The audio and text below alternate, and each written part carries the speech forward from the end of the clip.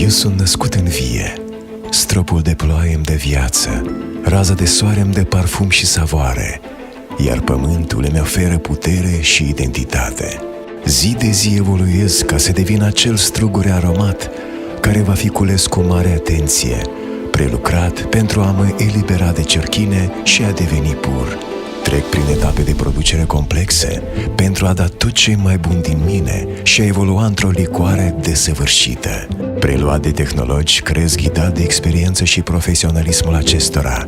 Mi se conturează stilul, maturitatea, eleganța. Primesc un nume pe care îl voi purta cu demnitate.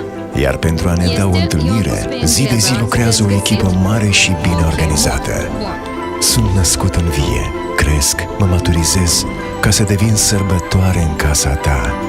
Eu devin sărbătoare. Cricova.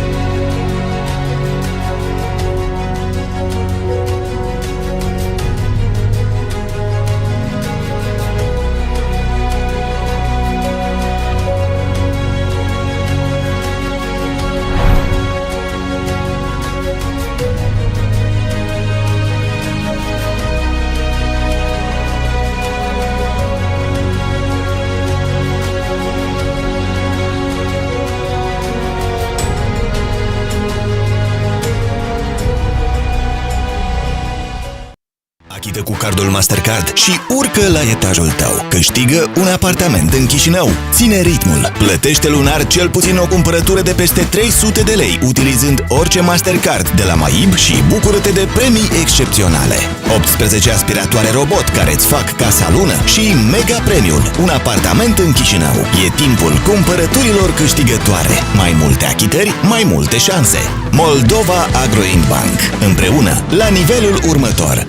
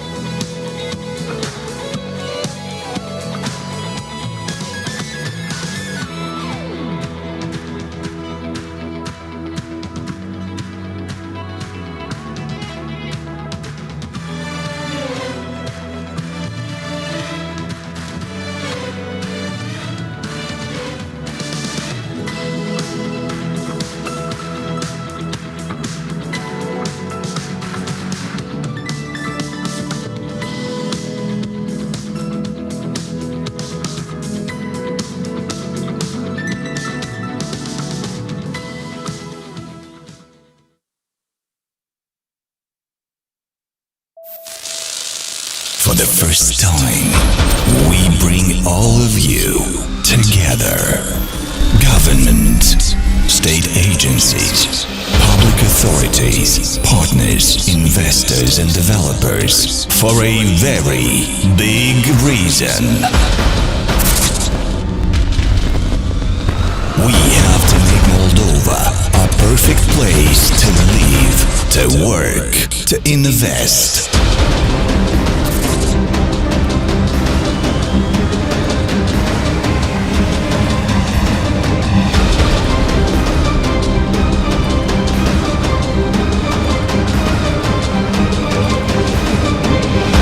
We have to build not only cities, we have to build our future. Ladies and gentlemen, welcome to the first Real Estate Forum in Moldova.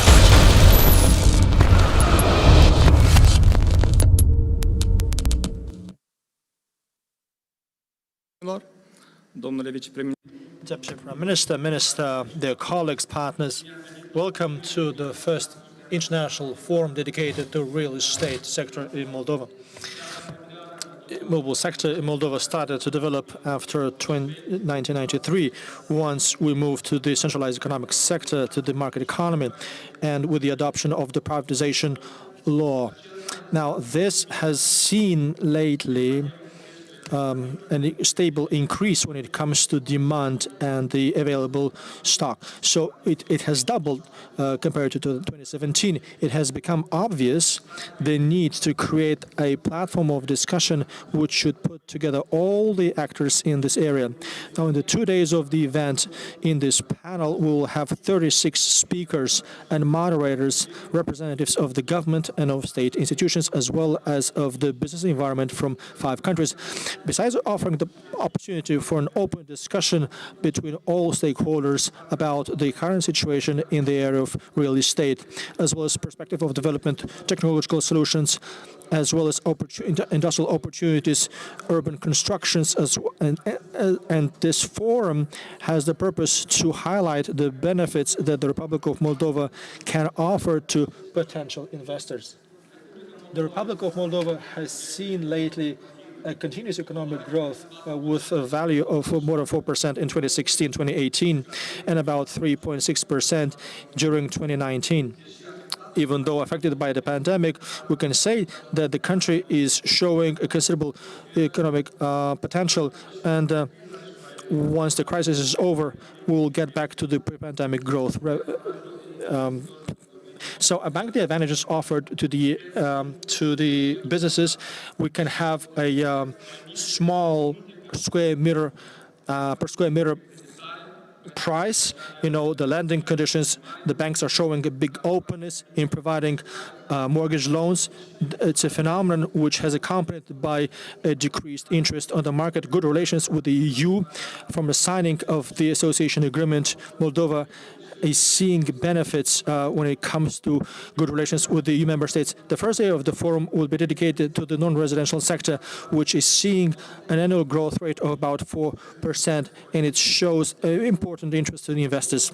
We'll also hear about the emerging trends on the real estate market and the industrial and logistical local real estate opportunities, but also success stories when it comes to speakers from Moldova, Romania, Germany, Russian Federation, France, and Belgium. And the representatives of experienced companies, as well as transactions with the industrial real estate for offices, retailers, or hotels. Second day, we'll talk about residential sector, which for 7 years has seen a continuous increase with a slight decrease of 1.7% in 2020, caused by the pandemic. The phenomenon of migration of population from rural areas to big agglomerations has seen a big increase of transactions in the capital compared to the regions. Now, we have seen in 2020 a historical maximum of dwellings sold in Chisinau, even though Moldova is not the first option when you talk about investing in real estate. You will see during these 2 days that the real estate sector has a great potential development, which offers attractive opportunities to investors. Now, on behalf of the investment agency, which is the partner of this event, I thank all speakers and participants for their availability to participate in this event. And as a host, I wish you 2 productive days with a lot of insights and development ideas. Thank you very much. And going forward, I'd like to give the floor to Andrei Spună, Deputy Prime Minister, Minister of Infrastructure and Regional Development. Thank you. Minister, you have the floor.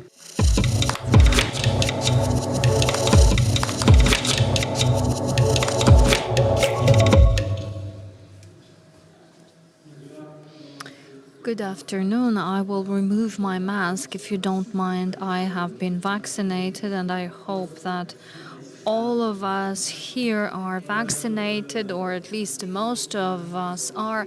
And my previous speaker mentioned, because of the pandemic, the growth paces have slowed down, and this is what we need to do in order to fight the virus. And the best solution is vaccination, and therefore I encourage everyone, including those watching us online, get vaccinated. Well, I have several messages for you. My colleagues have prepared a speech for me, but I thought that it would be better for me to speak to you from my soul. What I would like to say, and what matters being said at the beginning of my mandate, given that the area of constructions is under the ministry which I represent today. So the first message that I spread among the people with whom I have discussed is zero tolerance to corruption, and the work needs to be done well. Or if we look better at the segment which you represent, you will see that the news are abundant with information at all levels about acts of corruption, about poor quality in constructions. And I would like these things to stop once we have assumed the government. I would like you to be the partner of the government and for us as a ministry that wants to make the change that the country needs. I know that there are foreign investors, I have been told so. For them, I have one single message. If you decide to come to Moldova, the government that we represent is a trustworthy partner to you that will ask nothing back from you other than respect the law and invest in good faith in our country. Where there is one corrupt civil servant, there is a corrupt developer. Where bribe is asked for, there is somebody giving the bribe. Where there's no solidarity in the area which you represent, there will be some that will take advantage of the situation that we are in now. I do not want to hide myself behind things and show actually that things are good where they are not. And in the beginning of the presentation actually showed that the Chisinau is a good place to live. Well, if you walk around the streets and you talk to the people, you will see that it's not quite so. However, I hope that this forum is a good beginning of what we intend to do. And I hope that when we come to Digital Park next time, will not have a gas filling station next door that has built an illegal facility and do not want to demolish it. And this is only one example of many, and you know these things, and you have participated sometimes in such examples. When I say work needs to be well done, people want to buy something which is really well done and not receive pictures that the door cannot open because it stops in a wall, and if that the materials are the proper ones and other things. Please do take them into account. I am saying these things with a great willingness for a change, and this is why I'm saying these things, which may not sound the best at the beginning of this forum. But I want you to know that I will not be hiding myself at the ministry when you will point fingers at a public institution. I will listen to you and we'll try together to change things. So that was the first thing. The second one, let's build respectfully. Let's build respectfully, first of all, to nature, to energy, and think about what happens in the world. And if we can invest into the energy efficiency of the buildings, let's do it. And we need to build respectfully with regard to historic monuments. Let's not try to get a better place, a better location, more centrally located site and demolish. It's not good. And actually, if nobody had the courage to say these things, I will. And if we lose an investor because of the messages I am saying now, I will still speak about that. It can no longer work like this. And let us have respect for people with disabilities, for moms with children when we build. And let's not build ramps for people with disabilities so that a healthy person cannot step up on them, because we are not in that situation, but they are. We know, all have children. We know how difficult it is. I used to live in a block of flats where my wife couldn't take the prom out with the baby, and I had to step out and help all the time. And those which built the block of flats never thought that this might be necessary. Let us think about pedestrians and let us think about drivers. Let us build parking lots and playgrounds for children, social infrastructure when we build these things.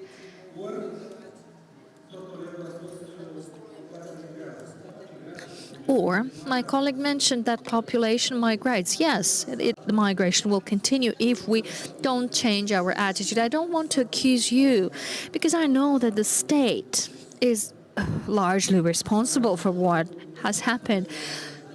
But I mentioned at the beginning, and I'd like to reiterate, that we will be a trustworthy partner, and let us please build respectfully. And the third thing, Moldova is not Chisinau only, and moreover, Chisinau is not the center only, where we build as so it's not clear and there's no place left. Let us look around a little bit and see Chisinau, that it's much larger. There are suburbs, there are district centers which are developing. Let us look at our country in a broader way. And the investors too need to see our country as a wider geographic area. And I'm sure that if we do things right, if we don't admit corruption, if we build respectfully, and we'll go on site and into regions and develop the real estate component, I am sure that the number of the population grows, and your businesses will flourish, and the profits will be bigger, and the people will feel better, and the cities, the towns will look different, and there will be fewer traffic jams. Mothers and children will have better access to services, equally as the persons with disabilities, and maybe at the 10th such forum will be able to speak about things which we unfortunately cannot do today. And will be proud not only of what the state does, but we as a society as a whole do. To conclude, I would like to wish you 2 good days. Share ideas, come up with proposals, and you can formulate them in writing via the investments agency or via other institutions and address them to the ministry. And I assure you that the ministry will have good discussions. Thank you for listening to me. I apologize if I have upset you somehow, and I'm here to share what I think at the moment. Thank you.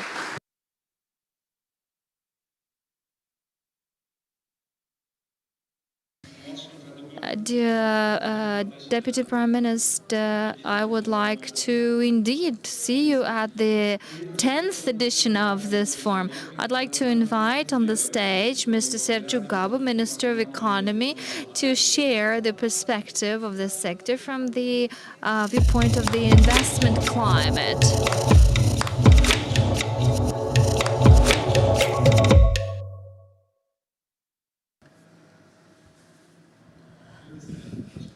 I'm also vaccinated, so as are the majority, I hope. So I will follow up on the message of the Deputy Prime Minister. Indeed, we need to have a responsible economy from all perspectives, and we as the Ministry of Economy want to make Moldova a destination of investment. And the first 30 years had not been the most successful for a number of years, and this is seen in a number of figures as well. Currently, there are 15% in the industry, and we want to reinverse the figures, and we want the industry to grow. We want new opportunities for investors to prepare good spaces, comfortable spaces for investors who want to come and make investments in business in the Republic of Moldova.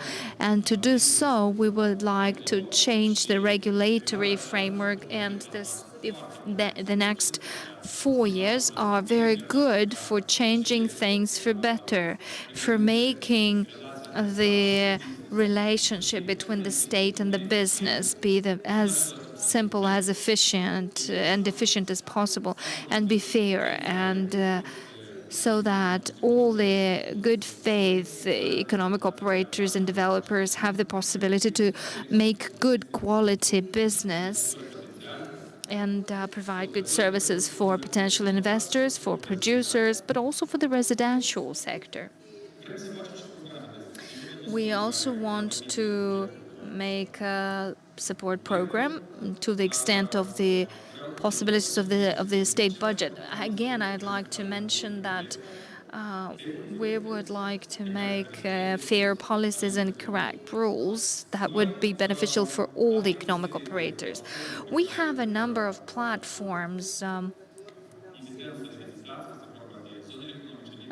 and we'd like to invite you to visit them. It's about the industrial parks, multifunctional platforms, where there are plenty of opportunities, and we would like to bring good faith investors, develop sectors of the Republic of Moldova. We at the Ministry of Economy aim at revising the approaches and the sectors where we'd like to have investors, help them come here, and we would like to invite you to harass our employees, our colleagues at the investment agency, and ask them to show you these platforms, these zones, and ask them about all the facilities provided, and make good investments for other investors that will make and that will come and make production platforms, because they are the peaks of these production platforms are the developers. So developers should be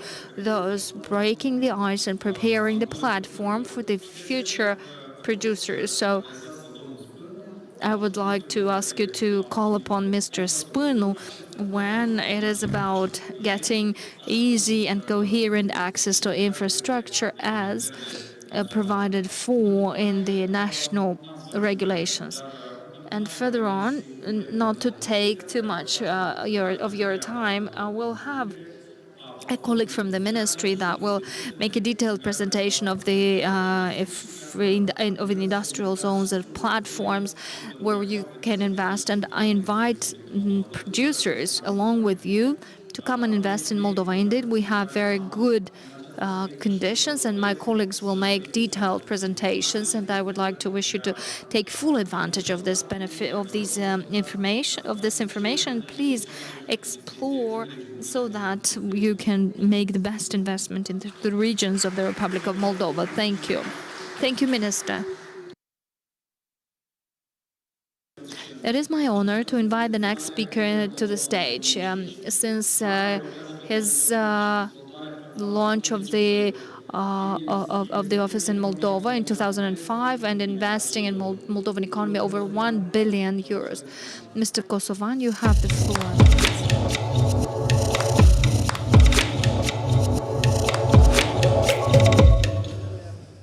And this is the EBRD. So, good afternoon, everyone. Excellencies, dear audience, I will take away my mask to easier communicate with you. Given the multinational character of the event, I will switch to English. Both online and in person, it is a privilege to be with you today at this important forum. It is important because it focuses on a pivotal sector for the economy of the Republic of Moldova, and namely real estate, which responds to the needs of both industrial, commercial, as well as residential needs. Likewise, it is very good to see a strong interest from the investor community. Having looked at the companies that registered for the forum today, I was pleased to see many company names that the EBRD has managed to support through the Central and Eastern Europe, as well as in Moldova and other areas as well. As you know, EBRD operates in 38 countries. We invest about 10 to 11 billion euros per year in our economies. We invest in both private and public sectors, including the real estate, or property and tourism, as we would brand it in our terms. EBRD is the leading institutional investor in Moldova and the region, and we have already invested, as was mentioned earlier, over 1.4 billion euros in the Moldovan economy since we started to operate in Moldova, with a small correction that we have started in 1992, slightly a few years earlier. But we've managed to see Moldova development in various stages, and we have been able to witness the growth and also the potential that Moldova has. Our annual investments in Moldova have been of around 100 million euros per year in the past few years. With this, I want to say that Moldova has a large investment potential as well as big investment needs, both for local and foreign investors. A vibrant property and hospitality sector is very important for Moldova's continued growth. So, honored participants, existing and prospective investors, you are most welcome here. EBRD supports the provision of modern real estate infrastructure, which is essential to support economic expansion and diversification. EBRD is helping governments and investors across the region to shape their policy responses and investments to support sustainable, resilient economic recoveries from COVID-19. We also support compliance with the highest European construction standards. You all know about them, BREEAM, LEED, and the likes.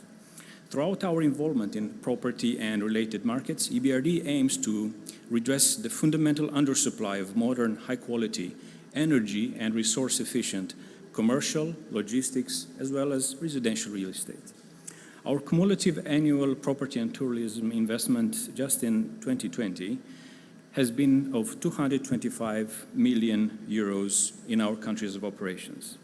The total cumulative investment that EBRD has done in the property and hospitality sector since we started is exceeding 3.5 billion euros together, and 100% of this amount has been invested in the private sector.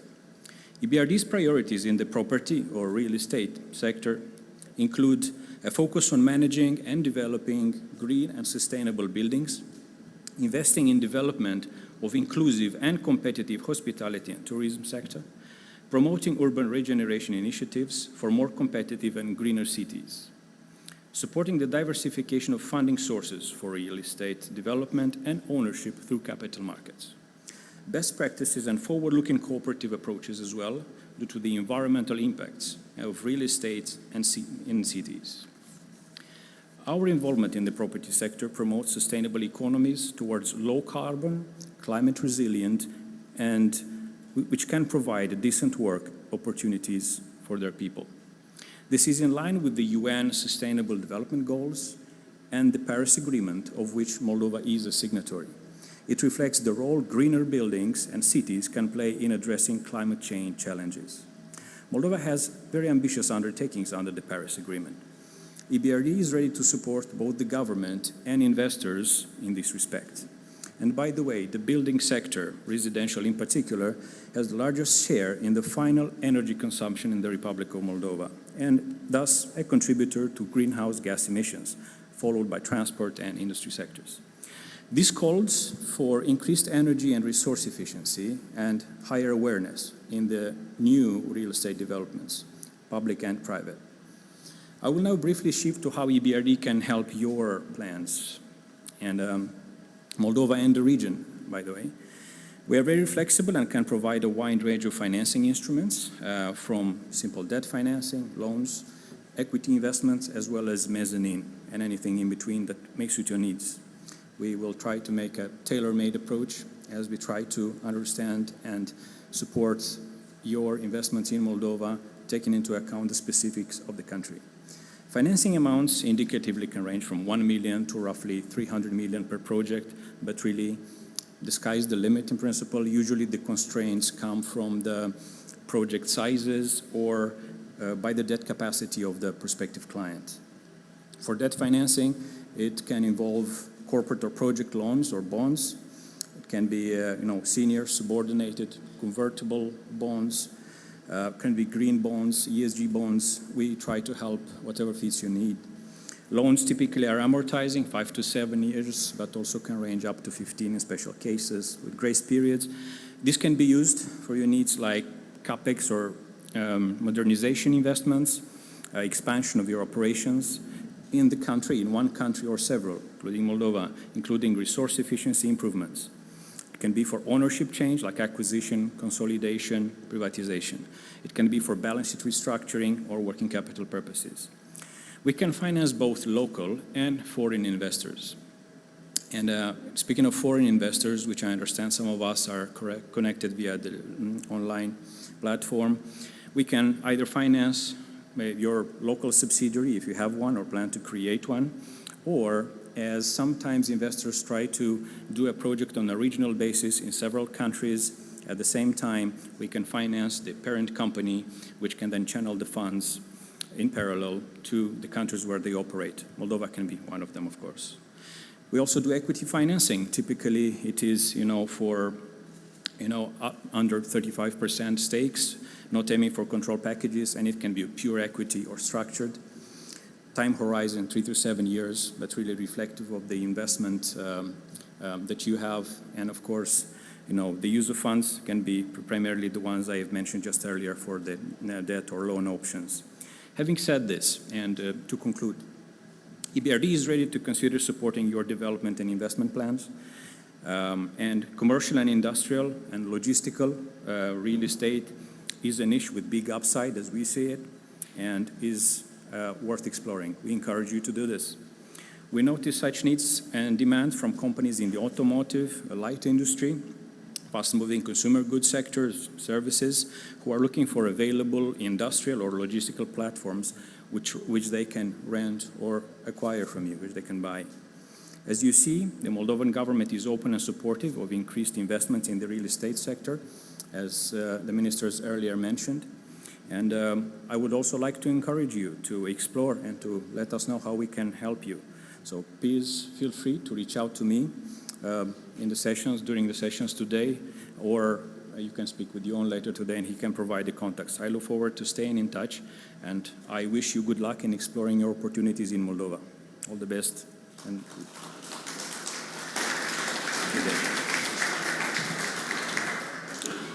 Vă mulțumim, domnul Kosovan. Thank you, Mr. Kosovan. Here we are closing our opening session, and at the same time to convince you of the attractiveness of the Republic of Moldova from the perspective of the investment climate, we'd like to offer the floor to the Deputy Director of the Invest Moldova, Elena Olenik-Slivinsky, to make a presentation on the investment climate.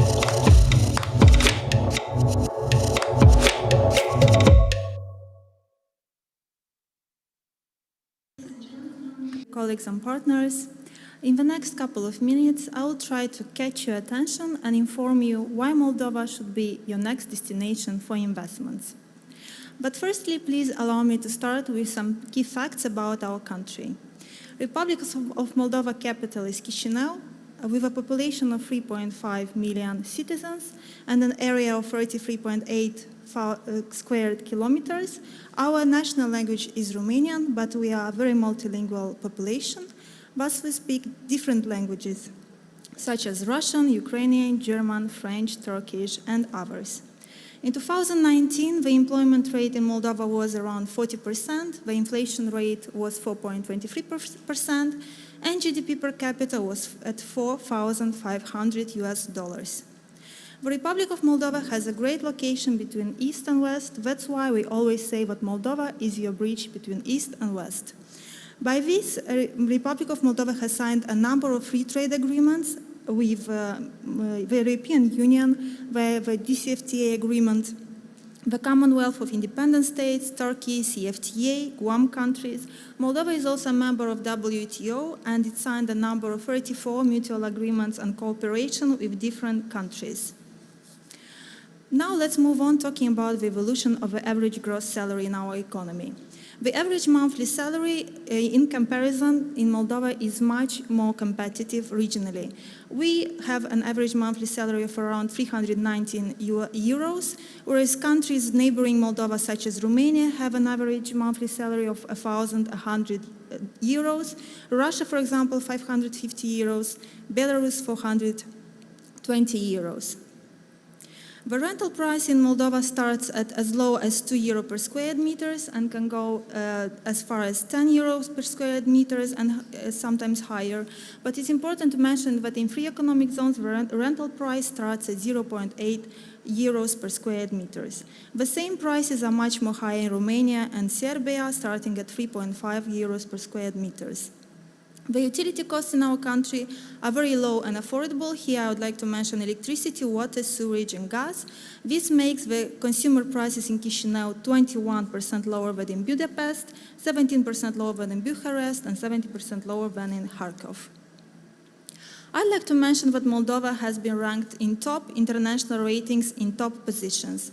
According to the Global Competitiveness Report for 2019, Moldova was ranked number 86 out of 141 countries.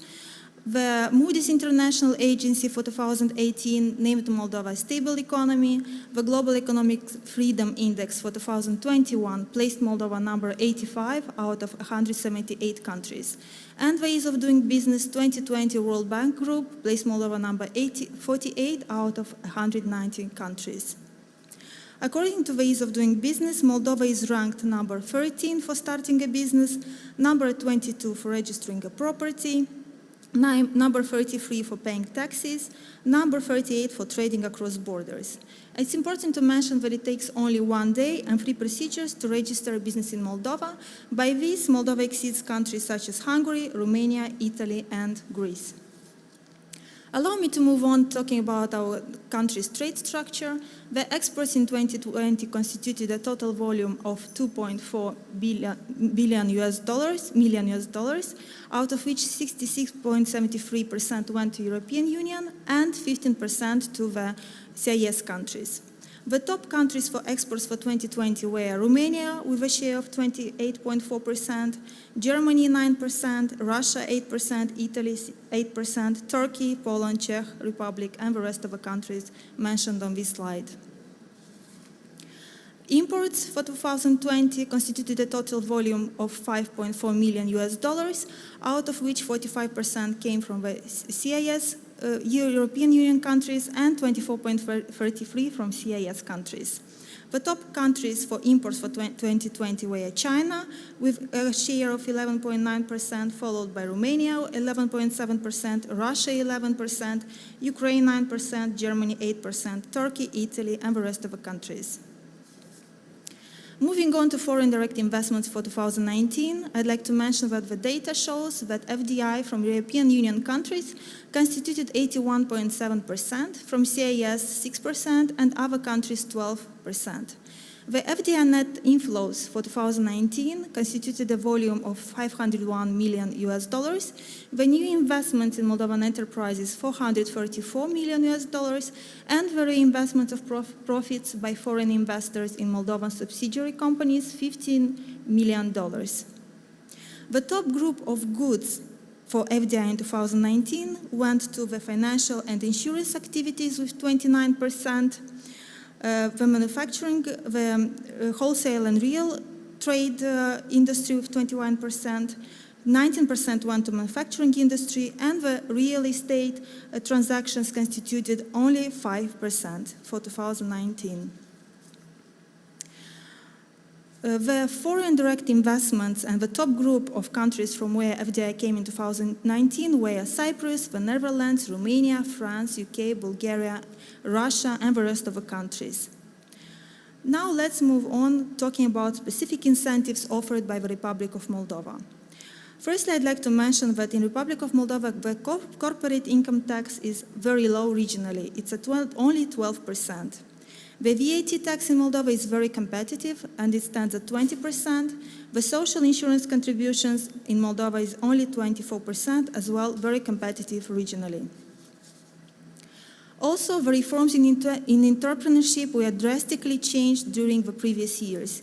Here I would like to mention that the regulatory reform, the financial reporting reform, the reform of the state control have all been simplified, reduced and digitalized. Our new government is very committed to digitalization and a new ministry has been created for this matter. Allow me to mention you some facts about the free economic zones from Republic of Moldova. We have 7 free economic zones and 34 sub-zones spread throughout the entire country.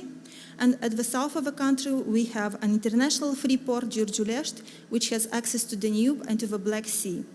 The key incentives offered by the free economic zones are the following. If an investor invests around $1 million, he is exempted from paying income tax for 3 years, and if the investment is of $5 million, the exemption from paying income tax is for 5 years. There is also a 0% VAT and excise duty rate applied. The corporate income tax is only 6% instead of 12%, and the state offers a state warranty of 10 years in case of change of legislation. Now I'd like to move on mentioning about some key sectors of our economy. I'd like to start with the ICT sector, that was the fastest growing sector in 2020 with a GDP of 4.5%.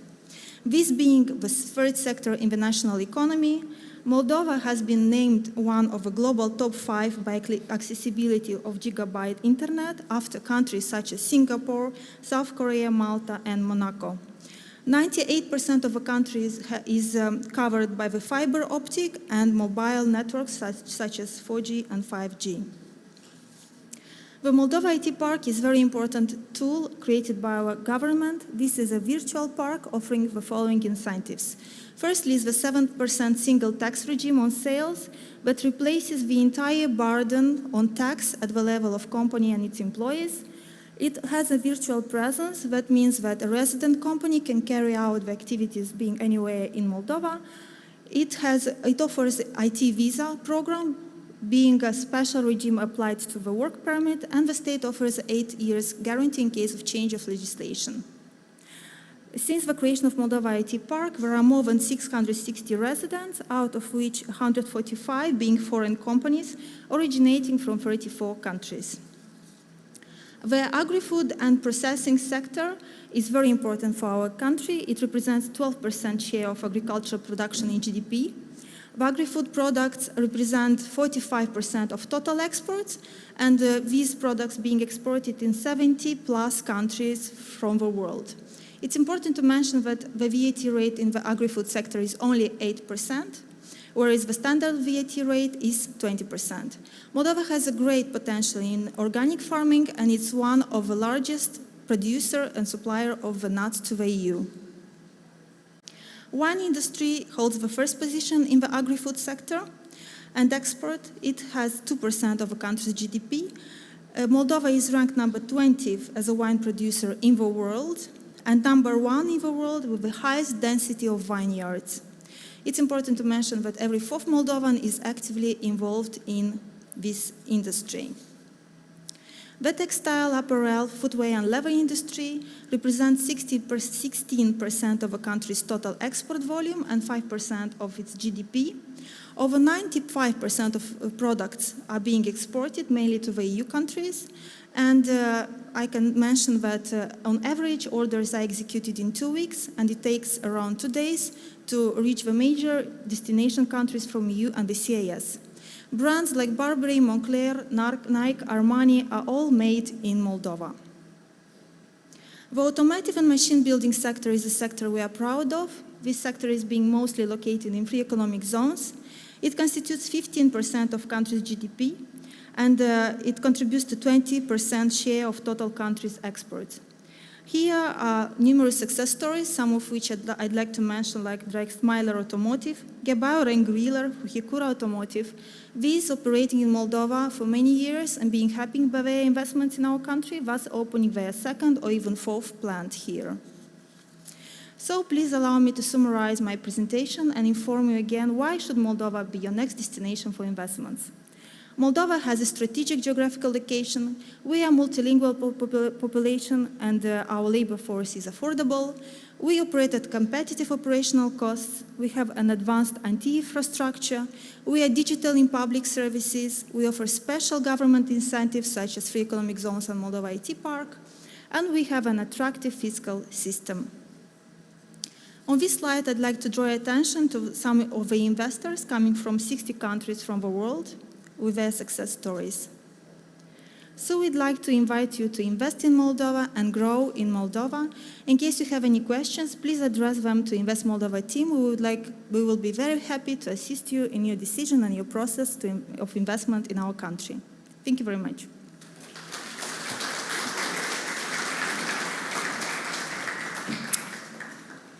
Mulțumim, Elena. Thank you, Eliana.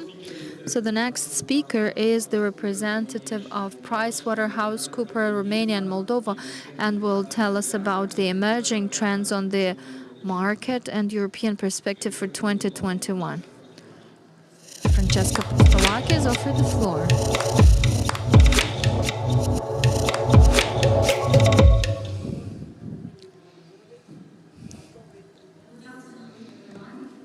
Invitation, and I'm very glad to be here. So every year PwC, together with Urban Land Institute, is conducting a survey interviewing people around the world about the real estate market, covering the three main regions: Asia Pacific, Europe, and North America. I'm going to share with you today the result of the survey performed by PwC together with Urban Land Institute and covering the European market. Would like to inform you that first of all, we have interviewed around 1,000 people, and all of them are main players from the real estate industry. Among them are investors, developers, bankers, consultants, and many others. So what was the context? So first of all, the report has been published this year in 2021. In 2021. What has been the context this year? We all know that COVID-19 has significantly transformed the way we work and live, but at the same time, it demonstrated to us that we will continue to work and live from now on. At the same time, the European real estate market has started to go through a long-term structural transformation. And the COVID-19 pandemic has just accelerated this structure and this change. The number of transactions in Europe in 2020 decreased significantly. However, the investors were expecting a turn-up of the activity in 2021, especially in the second half of the year.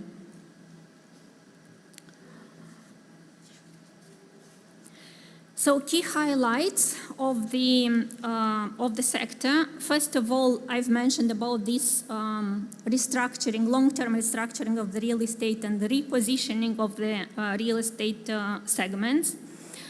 Real estate is continuing to be seen as one of the attractive areas for investment and are very good assets to invest in, especially now and these days when the interest rates are very low or even negative. So investors consider that investing in real estate is still very, very attractive. At the same time, the European investors focused their investments in 2021 to assets that have been minimally affected by the health crisis this year.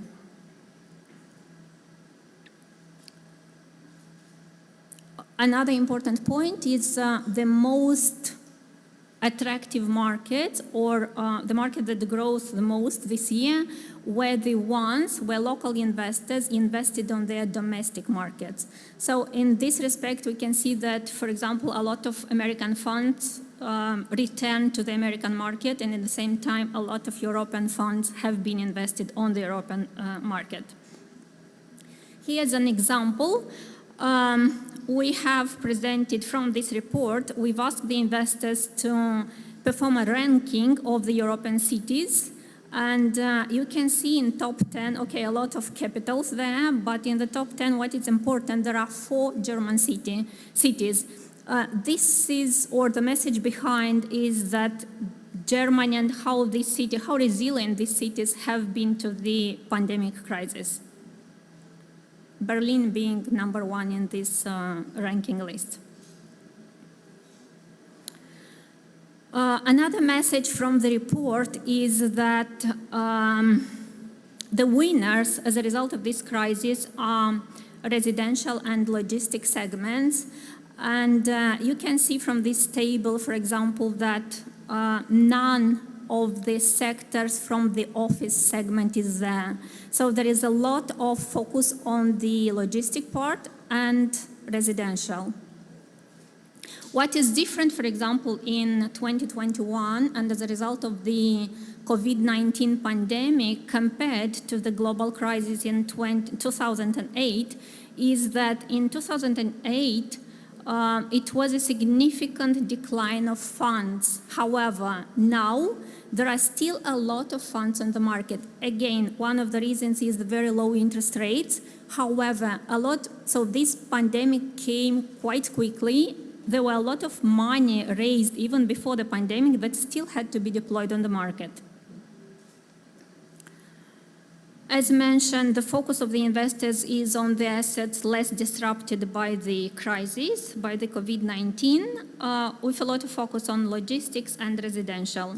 The office segment is still under a big uncertainty because there are a lot of speculation and we don't know exactly how the new way of working will be and what is the percentage of the people that will go to the office or will work from home. So we are still expecting to see what will be the trends, and investors are expecting that probably next year will be in 2022, maybe it will be a little bit clearer. However, definitely definitely will not come back to the situation that were prior to COVID-19, and things will remain changed to a certain extent. And in this case, it is expected that will increase the assets of mixed use because some of them will continue to work from home, and in the same time they prefer to do shopping and to spend their time near their house.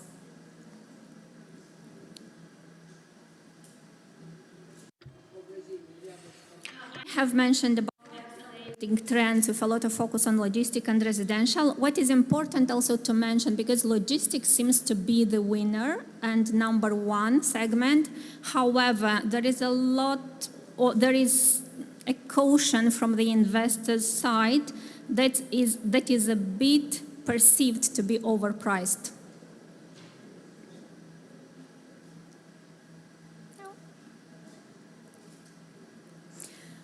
Office, retail, and hospitality. We've discussed about the office. Retail, the traditional retail suffered as a result of this pandemic, and there is a continuous shift towards electronic e-commerce. The hospitality decreased significantly, and it is expected that it will take a couple of years until it will come back to the level it was pre-pandemic. So the hospitality sector has been affected most of all.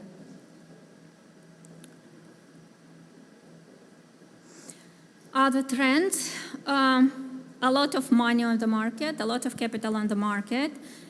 As mentioned, the number of transactions, especially overseas transactions, decreased, and it was also related to the restrictions regarding the travel activity, because usually when somebody was investing in big assets overseas, they used to travel and do some due diligences. Now, some of these transactions has been postponed.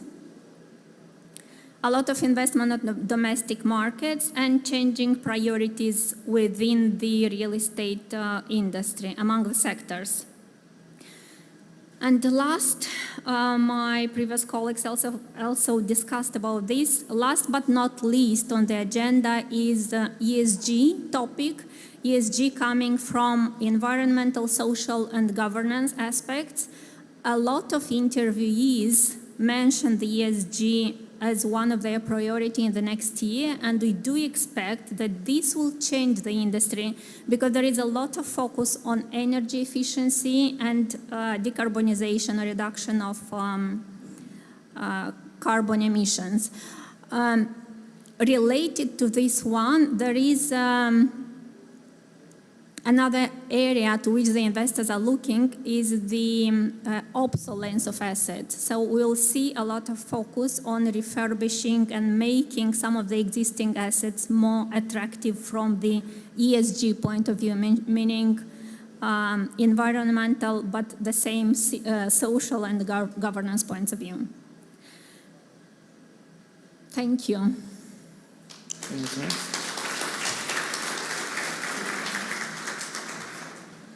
Vă mulțumim mult, doamna Postolache. Thank you so much, Ms. Postolaka. Dear audience, here we end the first panel of the event. In order to moderate the next presentations, I invite my colleague Igor Stefanets, Head of Investment and Investment Protection. Eu sunt născut în vie, stropul de ploaie-mi de viață, raza de soare-mi de parfum și savoare, iar pământul îmi oferă putere și identitate. Zi de zi evoluez ca să devin acel strugure aromat care va fi cules cu mare atenție, prelucrat pentru a mă elibera de cerchime și a deveni pur. Trec prin etape de producere complexe pentru a da tot ce e mai bun din mine și a evolua într-o licoare desăvârșită. Preluat de tehnologi, crez ghidat de experiență și profesionalismul acestora. Mi se conturează stilul, maturitatea, eleganța. Primesc un nume pe care îl purta cu demnitate. Iar pentru a ne da o întâlnire, zi de zi lucrează o echipă mare și bine organizată. Sunt născut în vie, cresc, mă maturizez ca să devin sărbătoare în casa ta. Eu devin sărbătoare. Cricova.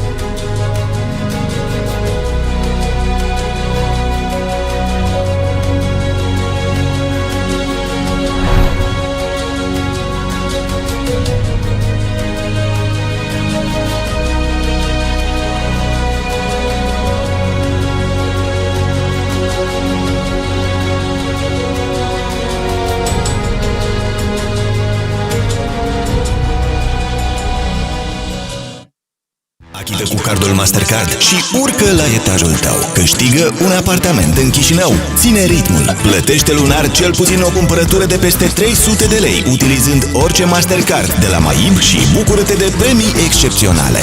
18 aspiratoare robot care îți fac casa lună și Mega Premium, un apartament în Chișinău. E timpul cumpărăturilor câștigătoare. Mai multe achitări, mai multe șanse. Moldova Agroinbank. Împreună la nivelul următor.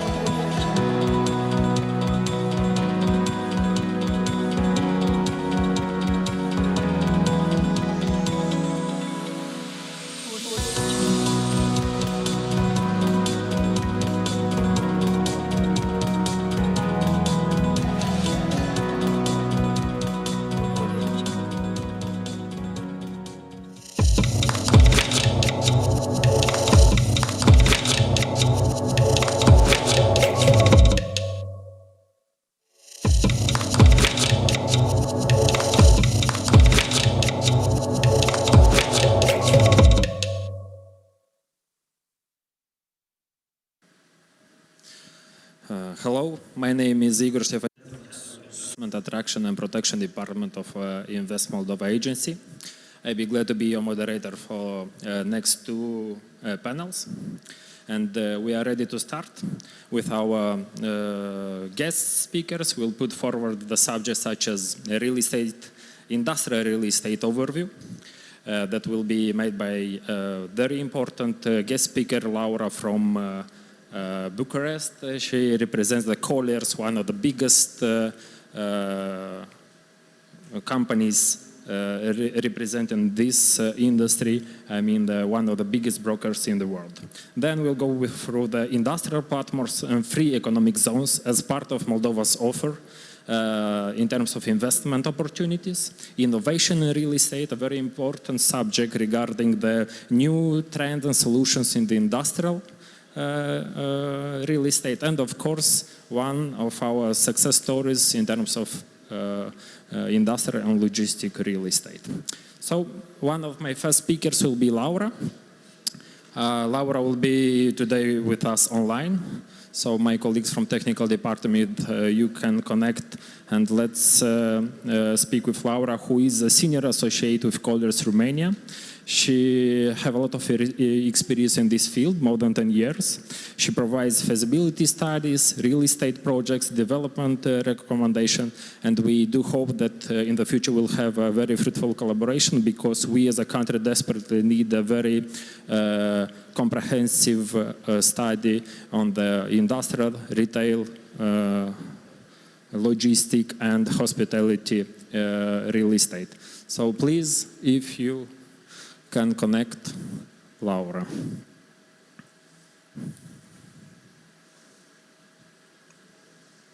It's a little bit technical departments because, you know, we are now in the pandemic period, so usually we used to work with Zoom. So I hope Laura is hearing us. If no, we can... Can you hear me? Yes, we can hear you, Laura. Hello, and nice to meet you. Hello, everyone. Thank you. Thank you very much for the invitation to present for the panel for the first Real Estate European Forum in Moldova. We will present in the following our perspective regarding the general economic and real estate in Moldova region. So our rhetoric question is it time for Moldova? And we believe that yes, it is. Probably the answer is affirmative for most of you. And just to catch up regarding the Moldova's economy, while uneven, Moldova has been closing the gap on certain Central Eastern European neighbors in the last decades, many times in spite of the internal backdrop. How you can see in the right chart, the Moldova GDP per capita, adjusted as a percentage of other Central Eastern European economies, although the GDP per capita still has just around 40% of Romania's, Hungary, and Poland, and 55% of Bulgaria, the IMF expects Moldova to surpass Ukraine in 2022. This uneven but robust growth is generally linked to higher risk, but a higher reward profile, which can be appealing for most of the investors, but may have a limited appetite for more institutional investors. We believe that a shift towards the more developed European countries could open up a new development case for Moldova. In the same time, Moldova has an average economic complexity ranking, according to Harvard's Atlas of Economic Complexity, with some outliers like, let's say, for the IT and C sectors, for wine exports. So there are economic peaks also, highlighting its potential. Here we have presented the middle ranking in Harvard's Atlas Economic Complexity. And as a general note, how price competitive a country is externally in the tradable sector, it determines how much purchasing power its employees have internally, including those in non-tradable sector. So, although the labor costs are supportive, the country now needs adequate reforms to improve its business backdrop.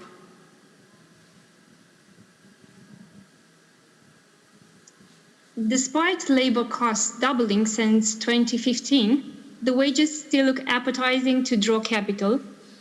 How you can see, Moldova, it's more than half of Bulgaria, Romania, Poland, price hourly labor cost in US per hour. And there's a big difference with respect to Germany also.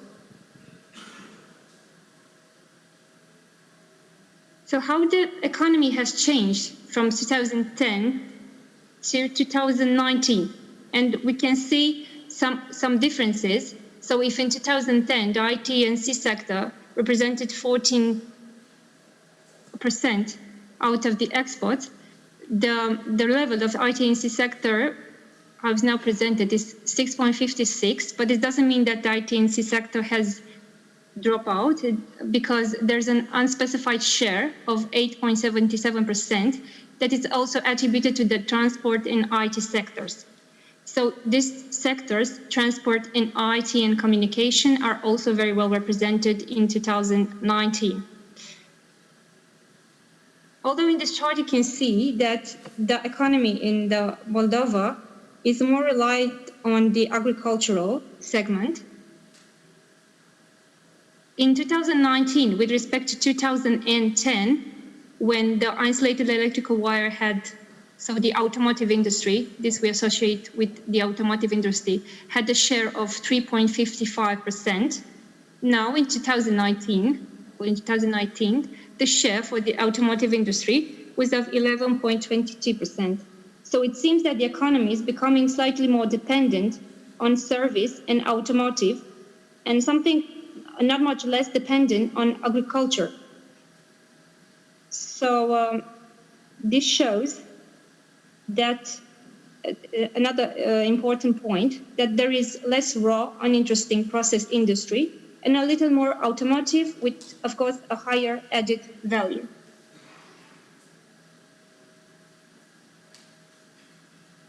Regarding the infrastructure development in Moldova, we consider that the developments for the Romania in the new infrastructure projects will also help Moldova to be more linked to the other European countries.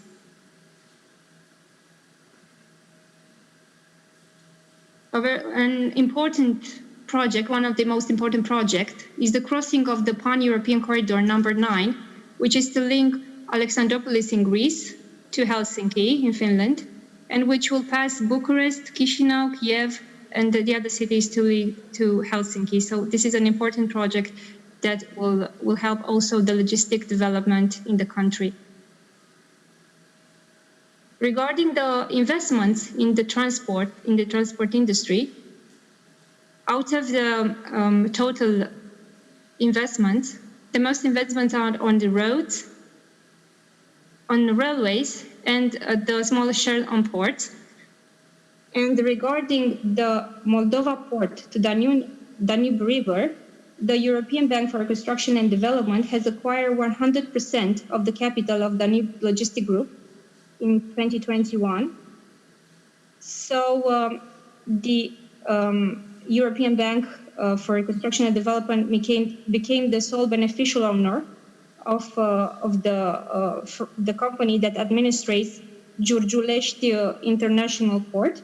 And this acquisition is made to support and stimulate the economic development of the Republic of Moldova by promoting the operational and the development of the Giurgiulești International Port. And this may help also the link with the development of the infrastructure, of the logistics and the industrial development in the country. As closing thoughts, improving the internal backdrop and providing a clear and stable direction are vital to draw in investment in industrial and logistics. At labor cost several times lower than in Central Eastern European peers and a fraction of Germany's, Moldova can be an interesting destination, particularly now that reshoring from Asia is set to become a recurring theme. We can see that boost growth is highly dependent on Romania's infrastructure developments in the area and to other countries' development. And despite frequently being recognized in news as one of the poorest countries in Europe, Moldova has been making big strides in the last decade. How you can see in the right graph, although the decrease of the GDP in 2020 due to the COVID pandemic was of 7.5. For 2021, the GDP growth is forecasted to be at 4.5. Also for 4 in the range of 4 for 2020 and in the range of 4.2 in 2023. So this is a good indicator for future growth. Thank you very much. Thank you very much to you too, Laura. That's very interesting. So as we see, we have a lot of potential in the future. Yes, we have a good costs in terms of labor force. Also, we definitely know we have a lot of work in terms of infrastructure and connection with the pan-European corridor, and also we have free trade agreements that can the company who will operate here have an access to a 1 billion market. So that's why definitely Moldova has a future in real estate. Thank you very much. Thank you.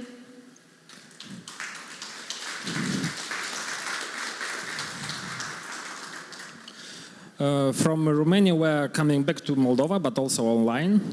One of my colleagues, Silvia Nigina, the Deputy Head of Economic Policy and Business Environment Department at Ministry of Economy, will present the free economic zones and our potential investor opportunities in the industrial platforms. So, Silvio, if you can hear me, please confirm, and I will give you the floor. Bună ziua! Hi, yes, I can hear you well. Thank you. I'm thrilled to welcome you here and to participate in this forum. This is a big pleasure for me to share with you some of the information about industrial platforms of the Republic of Moldova. To ensuring sustainable development of the country is one of the main goals of the Republic of Moldova.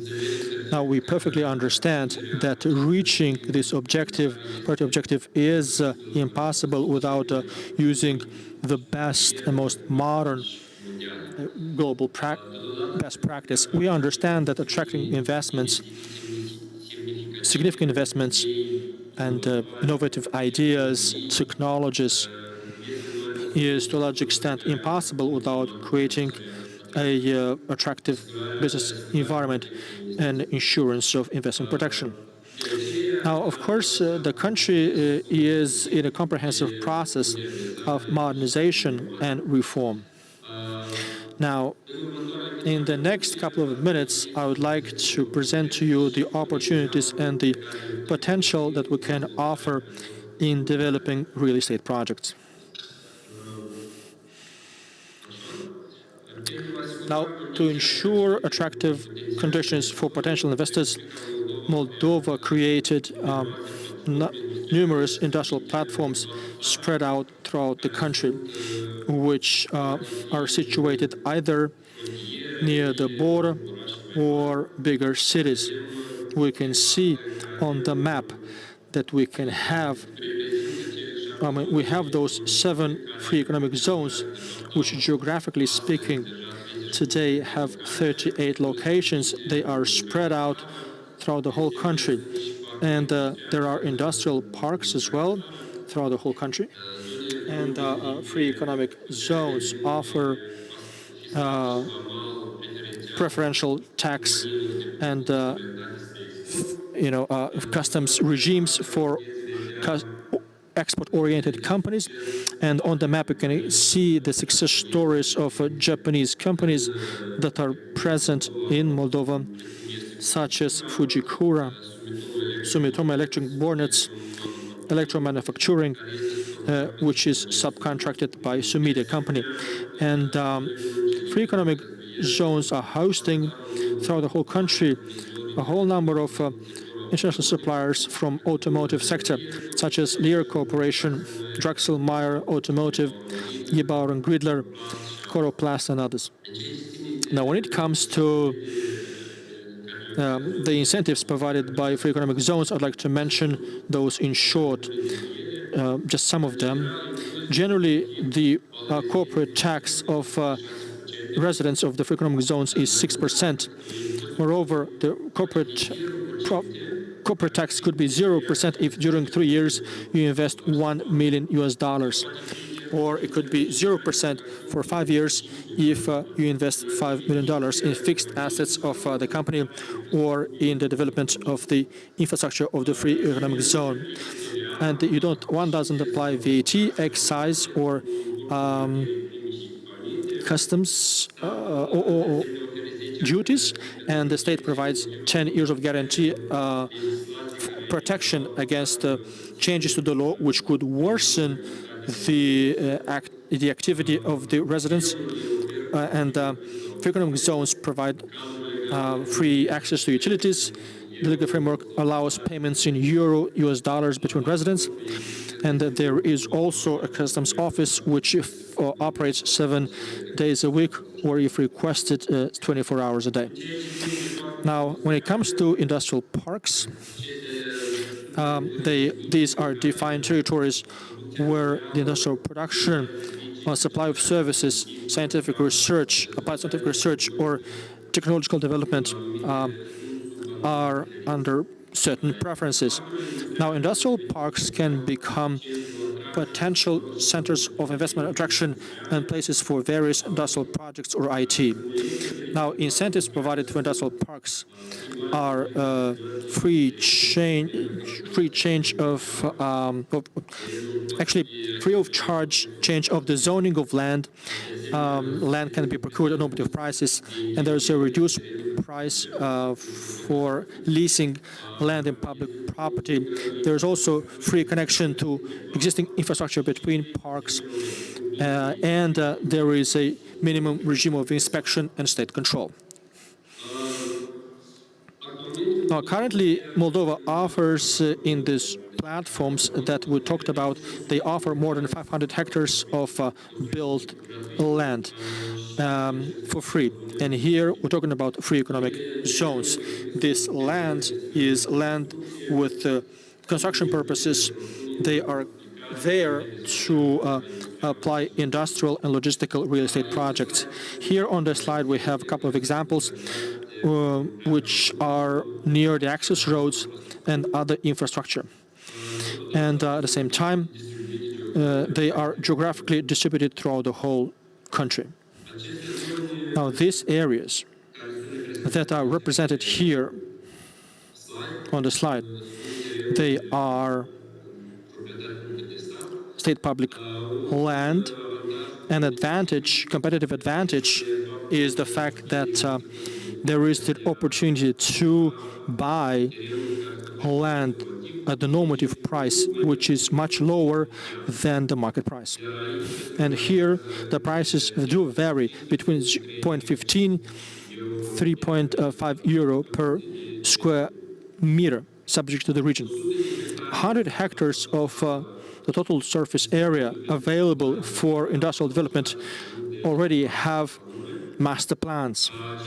And by the way, they have been developed with the support of our partners, development partners, and namely the GIZ. Now, the map on the right-hand side represents the locations that are locations where the master plans have been developed already. And with pink, you have those which are ongoing. Even though our partners will come with more technical details about works conducted and documentation developed, I would like to briefly mention what does a master plan have. It includes a feasibility study and a land organization plan. And also, the master plan contains topographic geological studies, a development plan, and there are zoning infrastructure networks, the infrastructure network studies, and also we have documentation for gas supply, water, and electricity. Why I mention these ones? Because the availability of these master plans is certain significant advantages for investors. And There, first of all, reduction in time for the planning and preparation of an investment. The potential investor can immediately start planning infrastructure itself, and it can obtain a construction authorization without needing to dedicate time and money to assess the platforms or to do other necessary surveys. Well, that is all from me. Ladies and gentlemen, you have seen that I presented not only the promises, but also specific incentives offered by the state. You're welcome to discover Moldova going forward. Ministry of Economy and the Investment Agency, our colleagues are here to help you, and we are available to offer you necessary support to develop your activities. Thank you. Thank you. Yeah, I hope thousands of people who are watching us online, also hundreds of investors who are following our event will take notes and will see that we have a lot of lands that could be offered for investment. And we as an agency also had the mandate to promote free economic zones, industrial platforms. And I can say that in the last 2 years, 80% of the investors who have come and invested in the Republic of Moldova, they have invested in the free economic zones or in industrial parks. So that's why it's a very important tool in order to attract investments. Next, we'll go offline, and I will invite three speakers near me on the stage. So Marin Chernia from GIZ, our colleague, also who is technical officer and economic policy advisor for the government of Republic of Moldova. Also, I'd like to invite the president of Association of Industrial and Logistic Real Estate called ADIL. It's Sergiu Gobjila. And I also would like to invite one of success stories, director of Sarco Engineering, Mr. Mihai Stratan.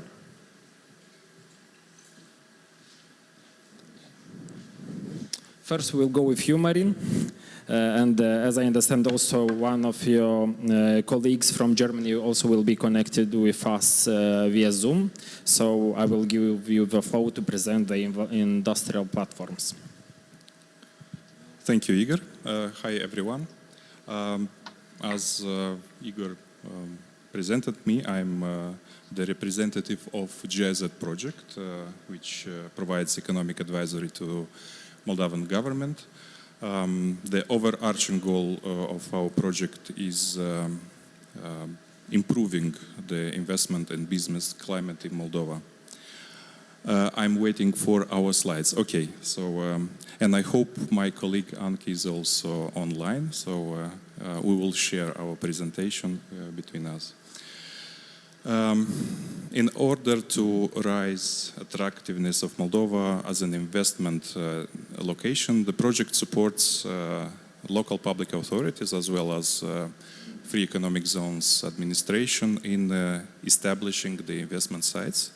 Silvio mentioned that we have around 500 hectares of buildable area throughout Moldova in different subzones and zones of Moldova, which have the potential to become industrial platforms. Namely, for this, we set up some selection criteria and choose 7 locations throughout Moldova. We developed the feasibility studies to analyze technical, market and economic feasibility of the locations, and also performed the interviews with potential investors or local producers and foreign produce manufacturers who would like or envisage to establish their production lines in those locations. It is important to mention that all locations have the free economic status at this moment. I will switch. Okay.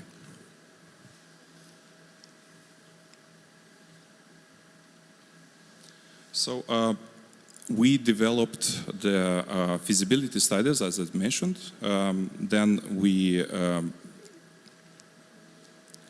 we developed, based on the feasibility studies, the master plans. Those are technical documentations which are answering many questions about the land plot. The master plans, after the master plans, as a follow-up activity, we developed the technical documentation for basic utilities. Those are electricity, power, gas supply, and water and sewage. The approach set focus on investor, as I mentioned, investment needs right from the beginning and throughout the process. Another request was that the master plan should be conforming with European standards, good practices, especially taking into consideration the best practices from countries like Germany, Poland, Romania, Hungary. Therefore, we attracted in our team the experts from Germany who helped us developing those development plans. Hereby, I would like Ms. Anke Küssel, who is our expert in urban planning, to kindly step in if we can arrange that, and present the next 3 slides. Okay, thank you very much. Hello, everybody. Can you hear me? Is it possible? Can you speak louder a bit? Okay, just a second. I will try to make it a little bit louder. Yes, again, hello and good afternoon from my side. I'm very happy that we have the chance to present our project on this occasion. And now I see only myself, but not the slides. This is a bit difficult, but I can open them myself. Just a second. Because obviously my part here, the project, is to give you a little bit more information about how we develop the master plans and where we set the focus on. And as Marine already pointed out, we had the idea to really look also into and include wherever feasible European experiences. And the focus that we set was, of course, mainly on including throughout the whole process the needs of potential investors and developers, as we have gathered the information and clarified the suitability of different plots during our feasibility studies. We put focus on the land, on the efficiency, how we use the land, how we design the road pattern and the layout of the technical infrastructure. And this we did, of course, to increase the available area for production, and nevertheless reduce also the development costs and consider, as far as possible, always environmental and ecological aspects. The main advantages for you as a potential investor or a developer of having a plot with an already approved master plan is obviously that you have planning security. And this is in terms of the needed situation. You know that what you planned to do the land, the production you may like to start there is allowed. So it's in terms with the land use, and also the cadastre situation has been clarified before. The zoning regulations are already in place, and also you have ideas about potential hindrances that, like contaminated areas or a difficult grounding situation, because at the beginning you also did a survey on topography and geology. And what is on top, that you know, as it has been already discussed with the local authorities, politicians, and also the public citizens, that the idea you might like to develop there for the production is welcomed. And the local authorities are ready for business. So you find a partner in developing your investment. What you see on that slide right now is a little bit more in detail, that we try to organize the plots in a way that they allow for a step-by-step development. It's kind of sort of different segments. Again, this is of course that we have the flexibility, depending on the investor, depending on your different needs, to rearrange the plot when you come in together with the politicians and the local administrations, and not to have something there which might not be fitting. Again, as also Marine pointed out, we already included technical documentation as far as possible. This is like the next step after the master plan, to have a layout for power, gas, and water and sewerage communication. So the availability of all the necessary technical infrastructure is ensured, as well as the accessibility. So in the end, this also allows estimating the development cost in a far more clear and sure perspective. If I just end my speech to really highlight that, of course, the master planning and the technical production documents, a potential investor or developer can find an area that is ready, where he can start planning his construction and has also an idea, a clear idea, on when he can start production.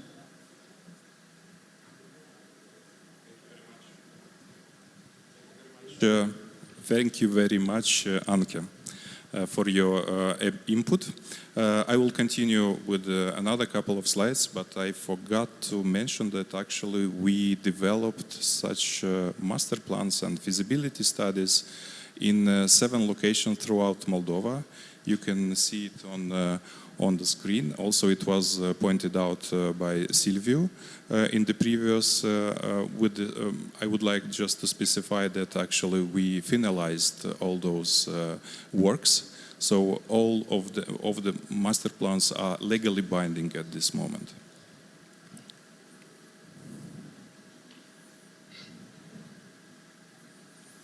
As we mentioned, we also supported local public authorities and free economic zones administrations in developing the technical documentations for basic infrastructure. Those are some images of real construction of infrastructure, water supply, electricity. Another picture is representing a production hall. Actually, it wasn't the part of our project, but now we can announce that our project is going to support developing the technical project documentation for a standard project of a production hall around 200 square meters. The works or the project is going to start within 2 weeks, and until the end of our project we are going to present it to beneficiaries. Beneficiaries are, like I mentioned, 7 locations where we have developed the master plan.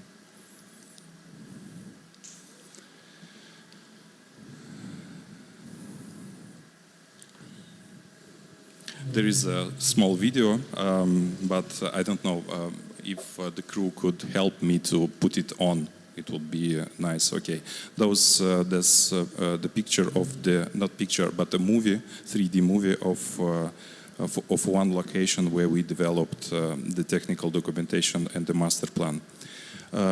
All authorities and free economic zones, raise their investment profile in the region and emphasize their commitment for business readiness by providing planning security, as Anki mentioned, offering developed and serviced land plots, and most importantly, for potential developers and investors, reducing the usually needed time for planning and construction before starting the production up to 6 to 9 months.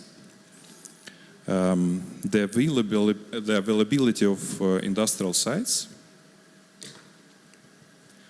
with ready development technical documentations, we believe, reduce the planning and preparation time of the newcomers, new investors, which can immediately start planning the actual structure and building to obtain the building permit without having to invest too much time in assessing the land plots and making necessary surveys, topographic surveys, geologic surveys, and so on.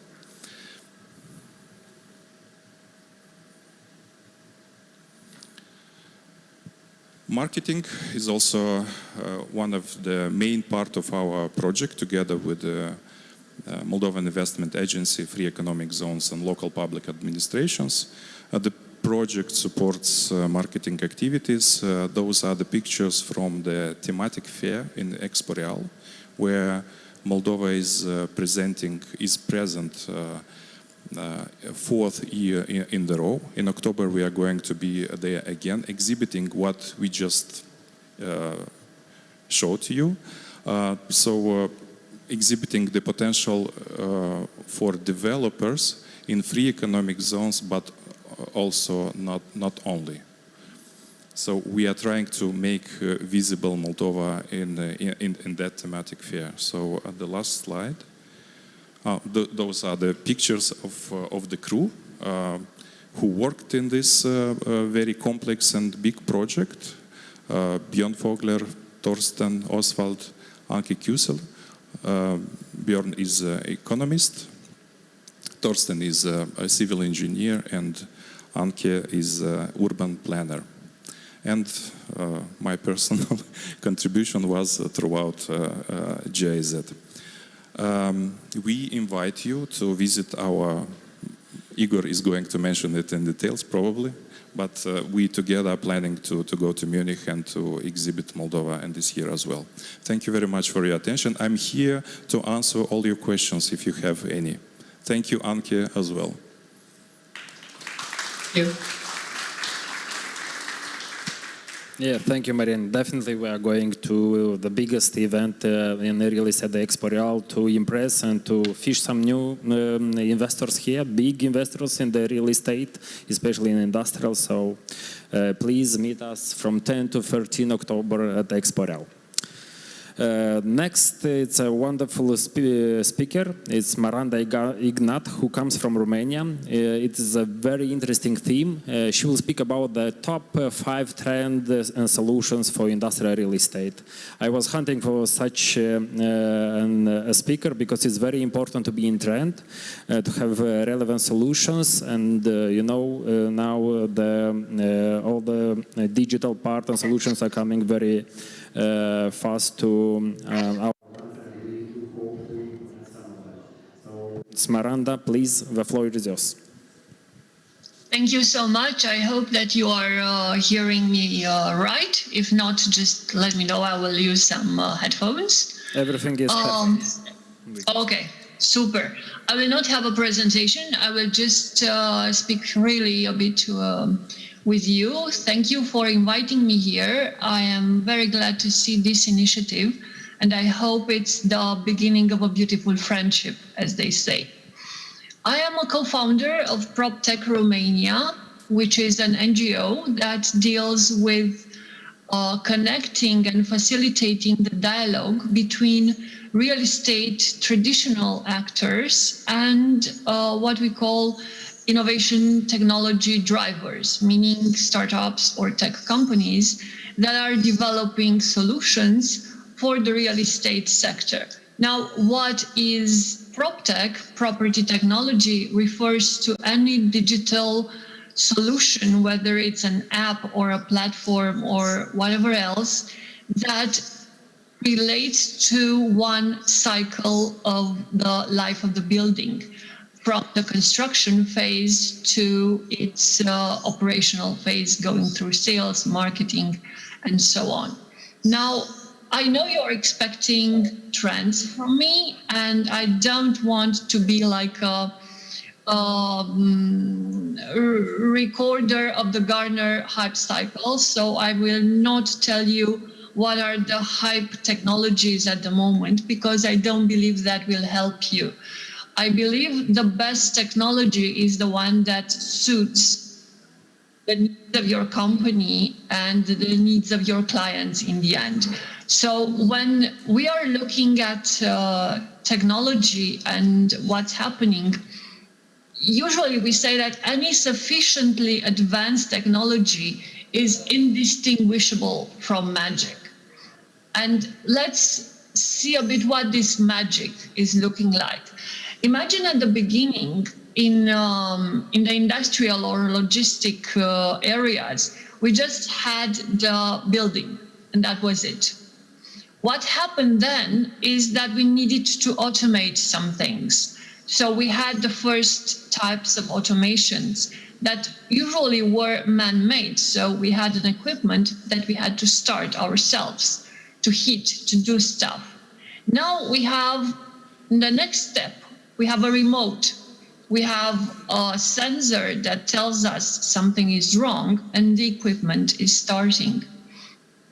I'm wondering what's happening next, and we all know that COVID happened, and the push towards technology and towards digitizing was great for all the industries, including real estate. And now we have come to something that is sort of a trend.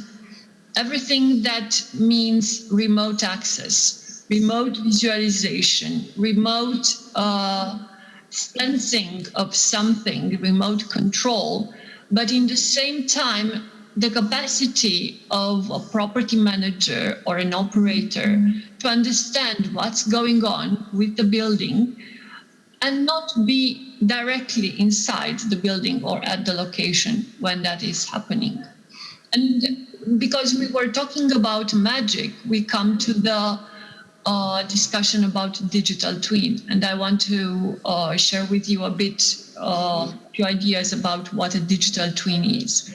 The digital twin is the copy, the virtual copy of the building in which we can find all the technical details of the building. We can analyze all the equipment, and in the same time, we can use that digital twin, that virtual copy, to test assumptions before we implement them in real life. This is a great invention that helps us go towards everything from predictive maintenance to increase the benefits that we can give to our tenants or to the users of our buildings. And if we are talking about magic again, we have the metaverse, which apparently it's the big it word in real estate. And metaverse, of course, comes from science fiction, is the alternative universe. You can build whatever you want. And reality is just a stepping stone for this.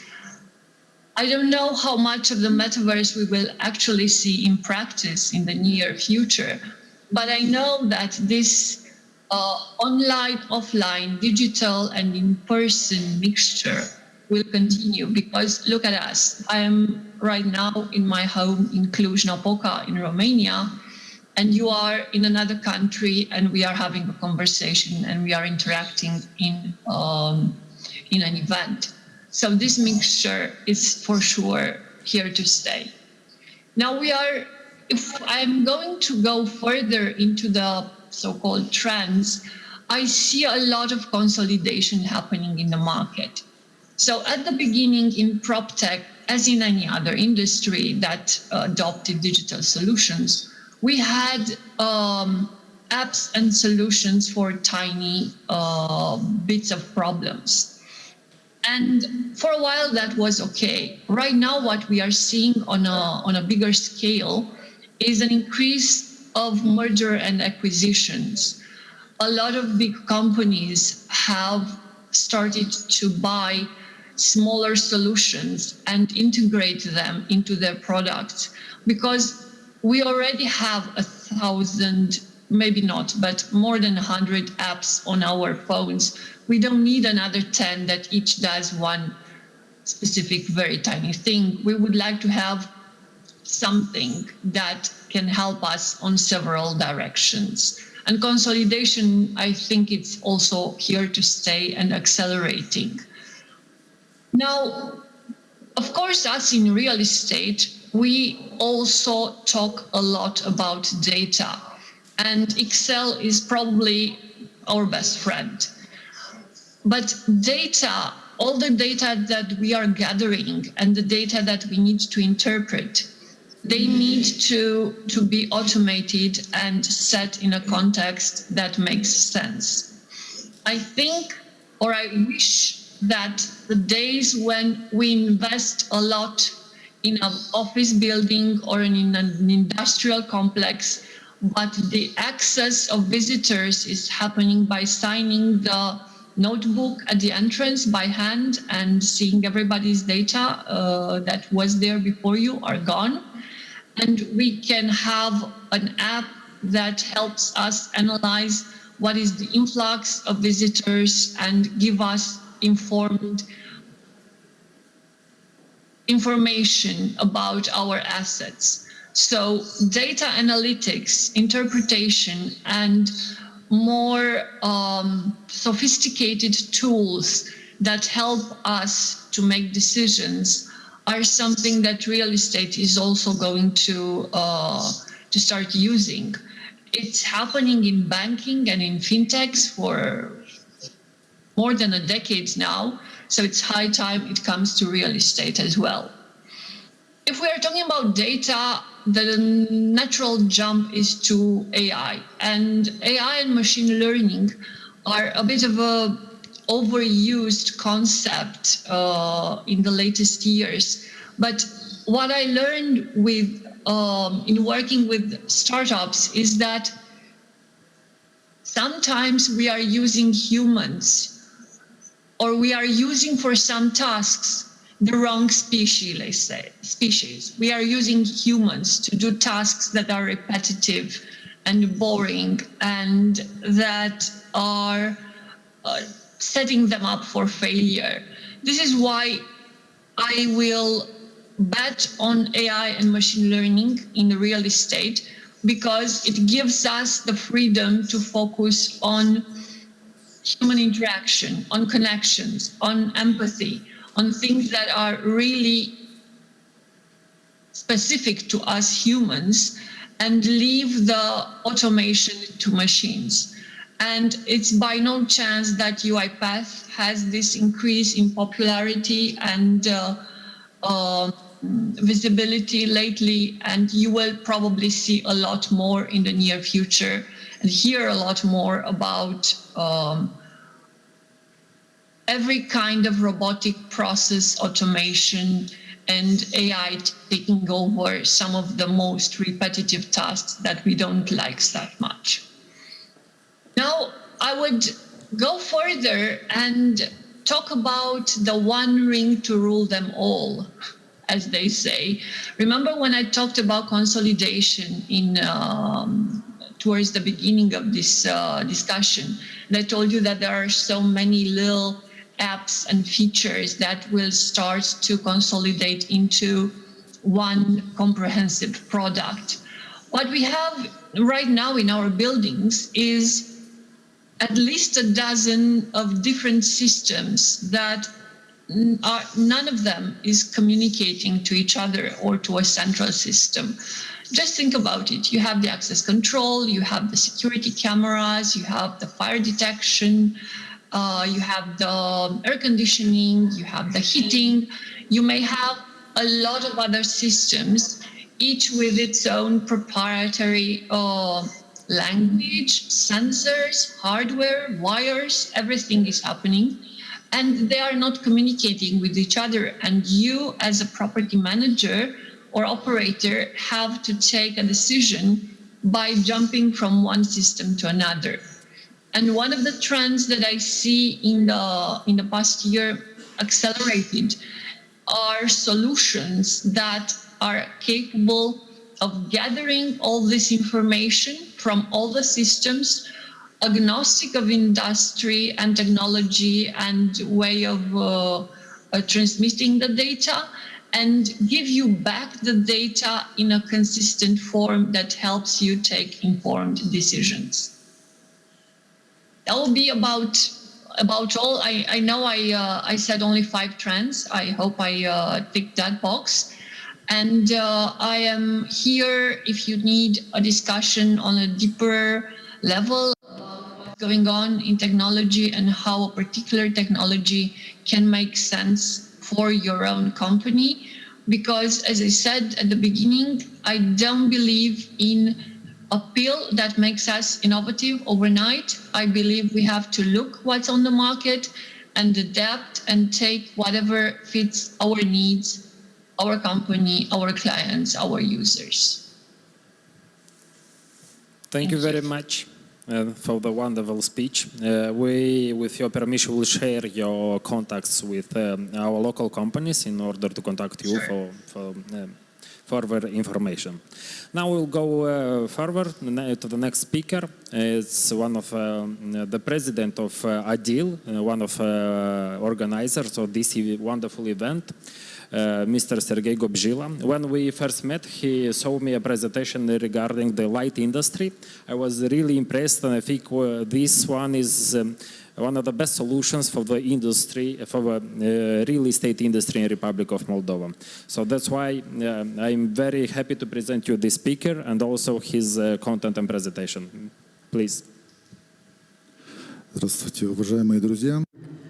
Dear friends, dear colleagues, our association ADIL is very glad to greet you at this first forum, Real Estate, and thank you for your time and attention. We are sure that today you are going to get a lot of useful information and you will be able to implement it in your joint projects. I will briefly speak about the ADIL. This is the association in Moldova which represents the sector in Moldova.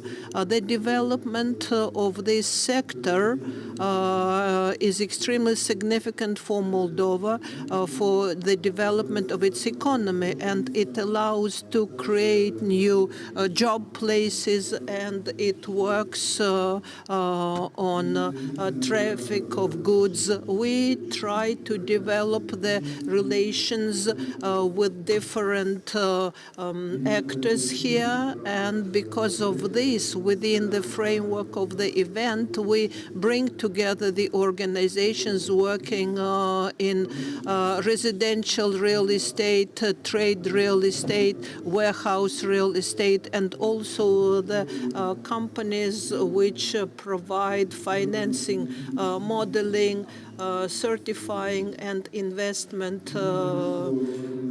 We are sure that the organization of this event will bring to a better dialogue between all these and the authorities, and also attracting new actors to the market in Moldova. And together we'll work on new standards and new technologies which are extremely important for the development and welfare of the citizens of Moldova. And we will speak about the final users too, but first we would like to express our gratitude to the government of the Republic of Moldova, the National Association, NARAIN, Invest Moldova Agency of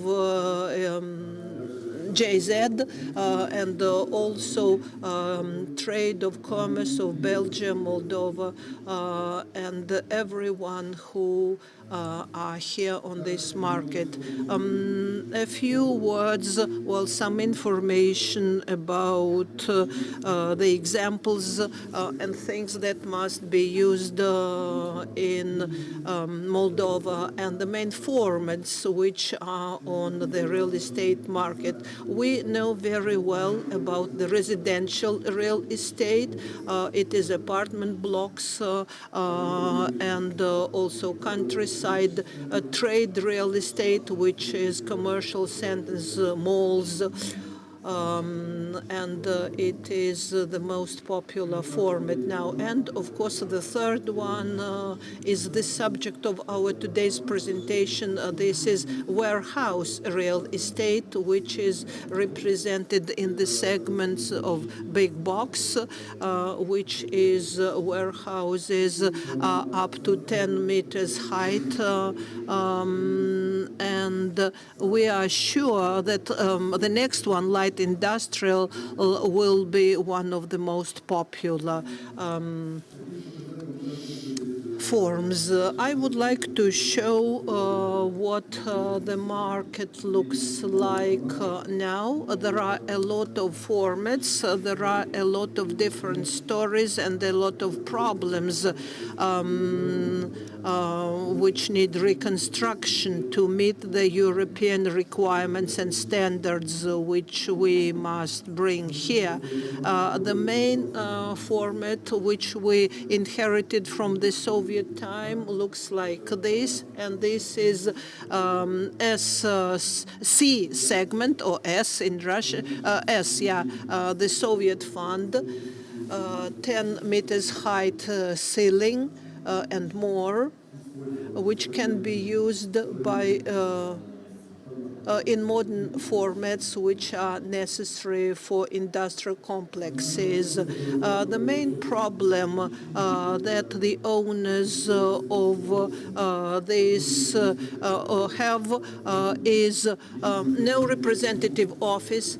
Next one is in place, don't want to work in the old building, and also warehouses on the third floor, and 3 more are shown in this screen. This is the systemic and professional development. Tesla, Lush, world producer of cosmetics, Gyochel, and others feel comfortable in such format. Unfortunately, all this is not here. It is in Germany. It is called light industrial, and in Germany it is over 60% of the total production stock spaces. And today we would like to tell you more about this format. Light industrial is a segment of the warehouse market, and the warehouse and production facilities destination with individual blocks with an area of up to 2,000 square meters. One of the projects we implemented for Tbilisi, and we are going to show it to you. Please help me with making it.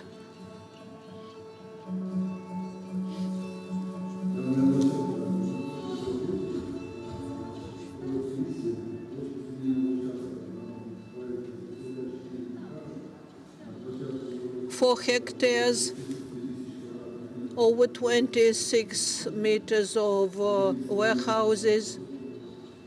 The music is too loud, you cannot hear him and me. Combining the formats from 100 to 2,000 square meters. Warehouse, office, everything is combined here. Also, there is a fitness center, the kindergarten, cafe, restaurants, and such platforms are getting more and more popular, not only in Europe, in Russia as well. And our task is to bring this format to Moldova as much as possible and draw attention to it. Who are the clients of this format? We know exactly from our experience that small and medium-sized business online retail construction companies, packages, dry cleaners, bakeries, wholesale, and different kinds. You can see more on the screen. This format may be for different surfaces, and you can see the information on the screen. We will show you some of these formats. Self-storage is the smallest one. It is very popular in America, on the American market, and it comes to Europe. Mini format warehouses, 100 to 300 square meters, the most required by the small business. This format, for you to understand, is office. You can see the size of office from 40 to 100 square meters. This format also includes parking spaces for owners of the enterprise, and also for guests, for those who come to this location. In this case, we can see that this format is very flexible, and it can unite several spaces into a single one, and the developing proprietor who needs more space can unite warehouses and increase the surface. MIDI format, here are the blocks of 300 to 1,000 square meters, and here we see the possibility for taking the load of big trucks, 1,000 square meters. And I would like to say that these formats are very compatible, and that is why different users can use them. Also, I would like to tell you about the tendencies in the development. Of course, it is online retail, which is getting more popularity and develops because of the pandemic. Also, network retail, which now moved to online and needs warehouses, and also small and medium-sized businesses that grew to a certain extent and is ready to put offices and production in this format. This format can be used for free economic zones, and I would like to add to what was said by GIZ colleagues. Here there are unique conditions for investors, 30% return investments to capital construction in free economic zones. Dear colleagues, it is a very good index, and I hope you are interested to learn more about it. Also, the most favorable conditions for doing business is taxes, 0% VAT. In Comrade, the site which is going to be introduced officially, it will include some formats: greenfield, starting from scratch, brownfield.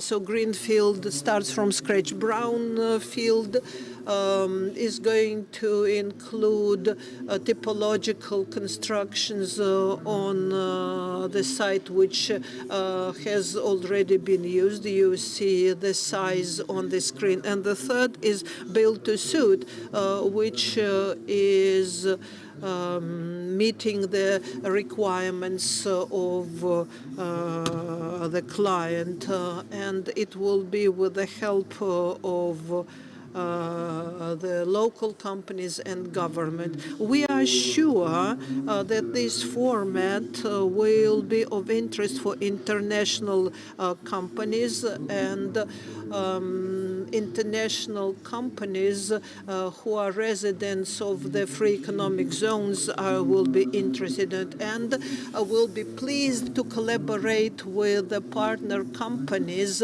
which will be able to change the industrial sector of Moldova and bring it to international standards and requirements for the development of our economy and our country in general. Thank you.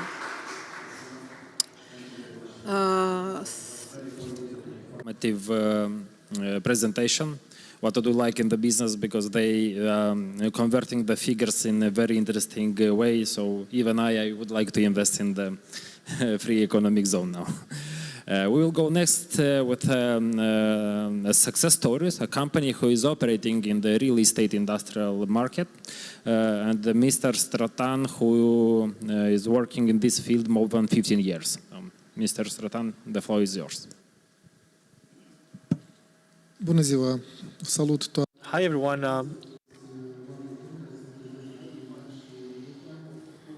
Online and offline at this beautiful event. This is the first event organized, and congratulations to organizers for the work done, for the whole effort. Specifically during such a complicated time when the government has gone and the other one is embarking. And I've heard the words and said by the words that came from the Deputy Prime Minister. I'm very happy that we're hearing some self-criticism of things that are being done in Moldova. This is important, so we can heal ourselves anyway. Let's start. Actually, let me congratulate ourselves, though we have celebrated 30 years of independence. This is a beautiful age, and it's now high time to do beautiful things. Now, if you allow me, I have put down certain highlights, but I would like to change the name of my presentation from success story. I'll turn it into Sarco experience during 20 years in Moldova. We started 20 years ago, and as the saying goes, a Japanese says every big road starts with a small path. We started 20 years ago by building a factory to produce sandwich panels for Moldova. All of these notions, new construction materials, sandwich panels, these were weird terms, and we needed to build this market. We worked a lot. It was funny when we had beneficiaries and they would knock on the sandwich panel to hear whether it sounds or not, because they were accustomed with buildings from limestone. Now we have gone to that stage as well. So when we started producing sandwich panels, I was infected by energy efficiency seed, and I've advanced slowly and promoted everything to do with energy efficiency and performance in constructions. Now, this is a classic presentation, Sarco. The team, and I speak on behalf of the team, which is a relatively young team, average age is 30 years. And we were joking with colleagues from the company that we are almost the same age as Moldova. And this is an ambitious team. We want to implement everything that is new in construction, starting with management until the use of efficient construction materials and energy performing ones, and giving, we have to take into account the interest of the final beneficiary as well. When I talk about the values, it's important to understand that we live in this country. We are at the foundation of building a society through the contributions to the budget. And it is very important to use in construction traditional construction materials from this country. At the same time, materials that have been used until now and are still being used in this country. At the same time, using the experience of older generations, those that are known throughout the world through their experience in construction. Now, when it comes to innovation, and as I said it earlier, we started with new construction materials which were not known on the market, and we continue doing that. We always bring new technologies, many interesting things which are not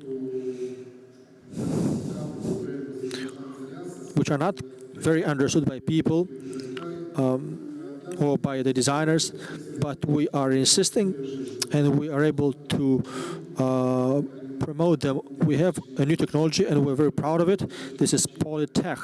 This is technology which allows to do thermal insulation of ceilings and of beams between the floors and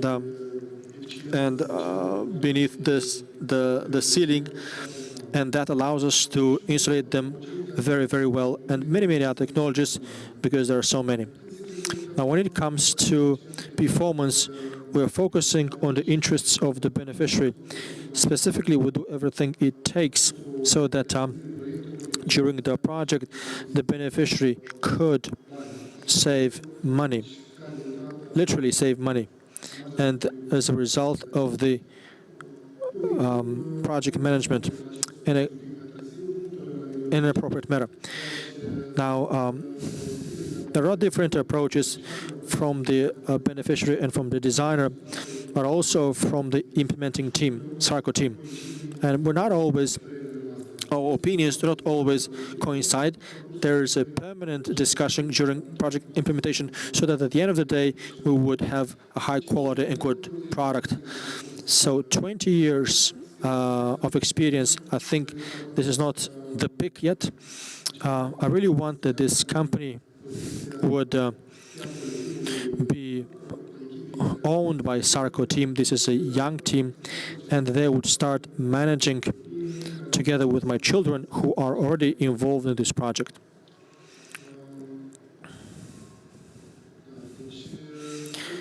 We provide services through we provide construction management services.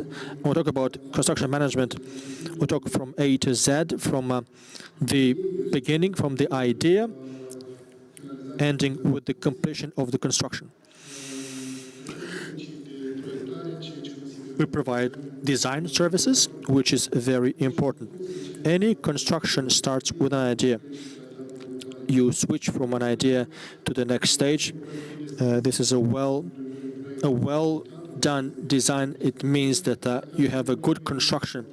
If you have a good design, then the construction, of course, is executed in due course and at the prices that are estimated from the very beginning. We provide general construction services, and we are insisting to work on turnkey projects, but sometimes when there is a challenging project or there's a major project, then you don't come as a general contractor, but you can subcontract for specific works. And one thing that we focus on as well is the post-construction servicing or the maintenance of the assets after construction. And what is very important to understand is what is being neglected still in Moldova. A construction must be maintained to have it compliant and for it to last in time.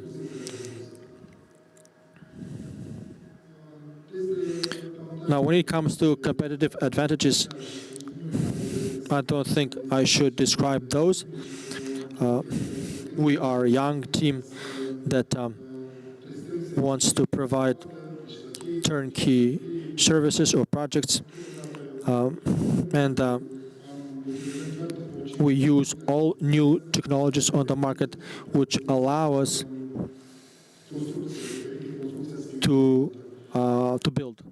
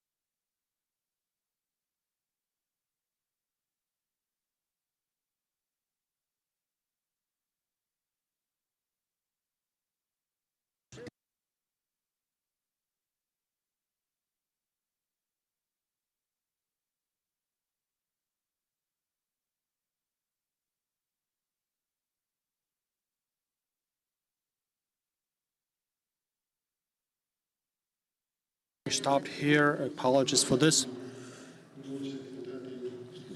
So overlaps happen. I'd like to present the group of companies that we manage, and I'm so happy when I heard what the Deputy Prime Minister was saying about responsibility and respect. Well, we wanted to create a company which is called Geometrica. We call it our soul company because this company is involved in small projects with a lot of insistence and dedication, specifically with a very friendly attitude toward the project. And it develops small projects for dedicated clients who want a good, perfect asset. The company Esco Voltage is a company that comes with technologies in the area of energy efficiency and renewables. So that's an engineering company. It offers assistance and intelligence regarding energy performance. The company Eco Recycling is the company that provides assistance, and as was mentioned by the Prime Minister, it respects the environment. So we become eco-responsible as a construction company. It helps us that during the construction, any waste that results from the activity of the company on the site would be managed correctly. And the Univest company, which is a company that deals with fundraising, it looks for money to make projects. This is if the beneficiary doesn't have enough resources for the project. As you may see, this is like an ecosystem which allows us to service the client. Once they come to our house, we try to cater to all of the client's needs. We are also responsible. Well, can we expedite because we are beyond the time? Okay, let me tell you that we are part of the Employers Association in construction and construction materials, and we are having the right approach to the society and specifically to the state authorities when it comes to having a constructive and fair dialogue in order to improve the normative legal framework in the area of construction, given that as any state we are in development when it comes to normative documents which we adopt now. They, by all means, must be tailored to the reality of this country, given that this is a small economy, but we also have the normative documents from the former Soviet Union, which we need to harmonize in such a way that we are efficient. At the same time, we should be able to construct or to build the projects. Well, these are our partners. If we have big projects and we don't have enough skills, we call on our partners to develop joint projects. This is NES Project Europe and EDA. NES Project, or EDA, is a company with 45 years of experience on the market of constructions. It is present on a number of continents, and it also does very big infrastructure projects. When we need skills, specifically in construction, and we call on them, our colleagues go for training. Where, if need be, we get involved. Right now, one of our colleagues is in Kazakhstan in a big construction project of a number of hospitals in Kazakhstan. And NES Project is a company from the European Union, from Romania. This is a very good friend, a loyal friend when it comes to projects, and which comes with expertise specifically in the construction of logistical parks and of production halls. This is the map of the projects in Moldova of SARCO that have been done. We've done all of this during 20 years. Maybe it is not a big quantity, but given the national economy and the potential in Moldova, this is good enough. We have more than 200 customers that we believe are satisfied, but we also have customers that we need to yet clarify things. Not everyone is satisfied. We have things that we need to finalize, and we are in active discussions in such a way that the objectives that have been started would be finalized. We had different situations. Someone gave up on the investment. Others want to advance. This is very dynamic. This is a very dynamic market with very big prospects. So we want to be in permanent communication. We're also residents of 3 economic zones: Belt, Gain, and Vulcanești. There we can do works starting with tomorrow. So these are some pictures from our projects, and so I'll be quicker. I will just move the slides. This is a project from the Free Economic Zone Euro Yards.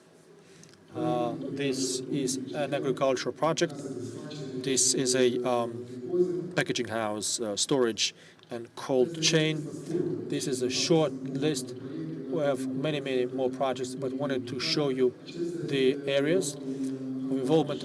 This is really the first hangar for aircraft.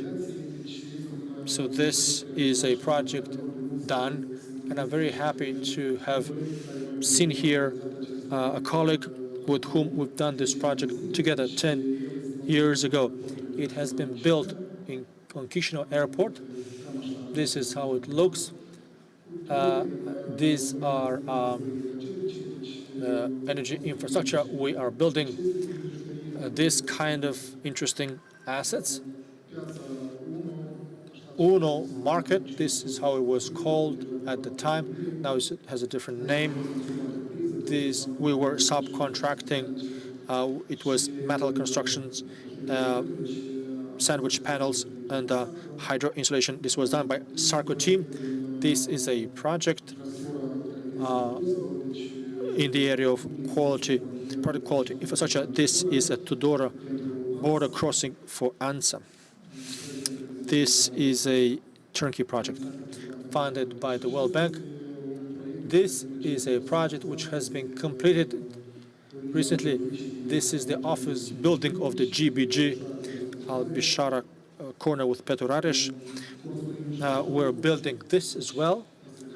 So this is interiors. All that is all about us. I think that there is potential. I'm speaking on behalf of Sarco, but also on behalf of construction companies in Moldova. There is potential, and there is potential when it comes to construction companies. It is important to build and to have high-quality dialogue with investors. Thank you very much, and I wish you all the best going forward in these 2 important days for construction industry. Thank you. Thank you. We have ended the first part of logistic and industrial real estate panel. I would like to thank to all the speakers for the valuable information, and soon we will start the next part of our event, and I will invite new 3 speakers to the scene. First of all, I would like to invite Mr. Alan Schatz, the Executive Director of BEROC, Mr. Cătălin Panazan, General Manager, Willy Nasse Group, and Mr. Felix Fahre, Head of Expansion Moldova, Kaufland, Romania and Moldova.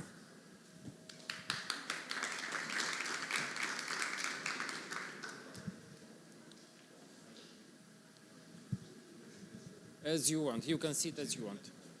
Cum vreți, așa și ne așezăm.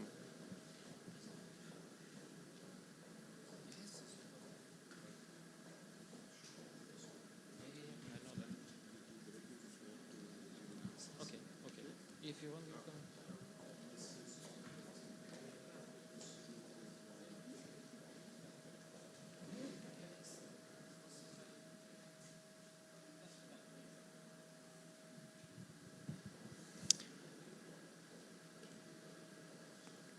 So now I will present our guest and valuable partner of the investment agency. We first met at Moldova Business Week in 2019, and now BEROC, Belgium, Luxembourg, Romania and Moldova Chamber of Commerce is a very important partner. We have done several events together, and already I would like to thank you to Mr. Alan Schatz that we already captured several investment projects here in Moldova due to your activity. And in this way, I would like to allow and to show our gratitude as a country, as an investment agency, for the whole work to promote our investment opportunities. Now we have another work to do to promote the real estate sector. So now I will give you the floor and to share your presentation. Thank you, Igor. First of all, I would like to thank Igor and his team for this Real Estate Forum. It's the first edition, and I hope many will come.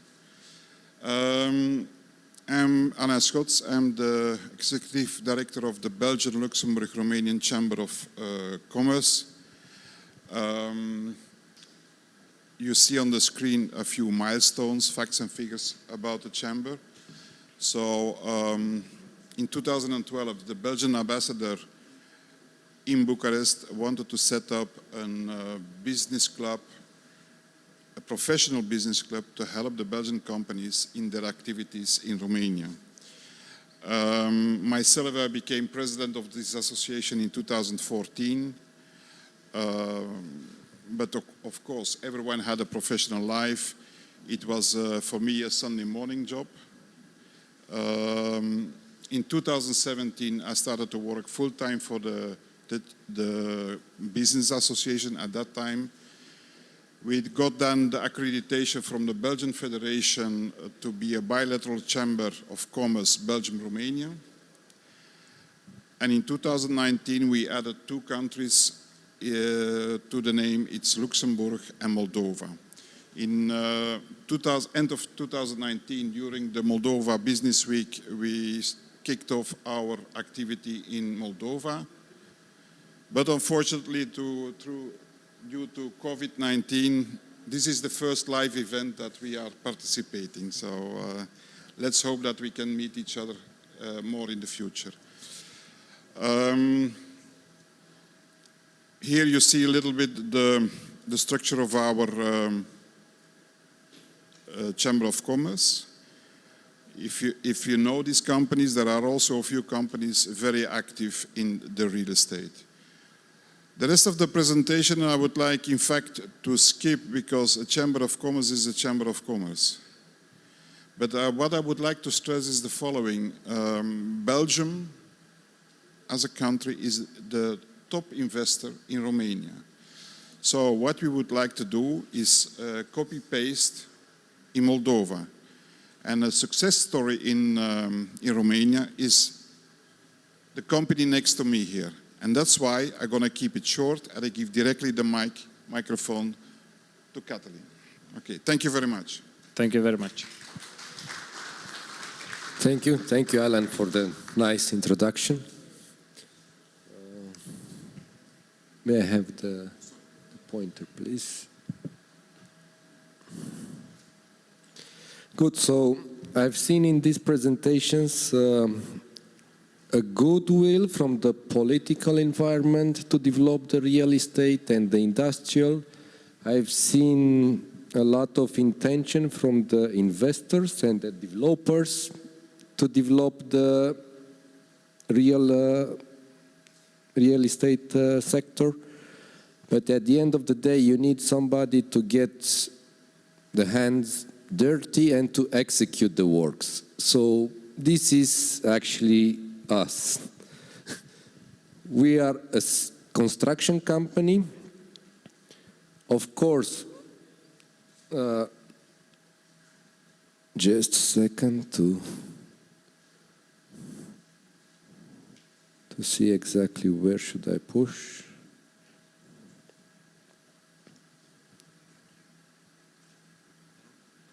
No? Okay. I don't know, it's going from backwards, but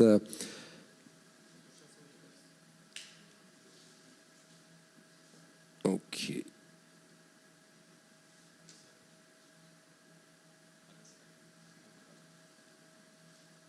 This button, but it goes to the last slide. Okay, nevertheless. So what happened in 2019? Actually, the e-commerce started to grow quite fast. Then the e-commerce was getting a push even during the pandemic.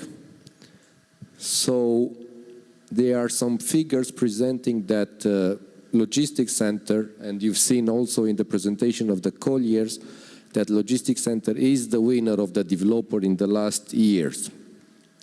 As a consequence, a lot of developers in the logistics sector, they were coming to Romania and they had to deliver the spaces, large spaces, on very short time to their customer. So therefore the group, the Belgian group, Willy Nassens Industrial Buildings, took the decision to follow their customers in Romania and to open a company in Romania. And this is what happened in 2019 when Willy Nassens, together with a local company from Romania, Wincon, they made a joint venture. So they built up our own factory for production of the concrete elements, for prefab elements. This is how it looks like, our own production factory. Of course, we deliver the full key services, engineering, production of the construction elements, project management, execution on site, everything to the turnkey solution.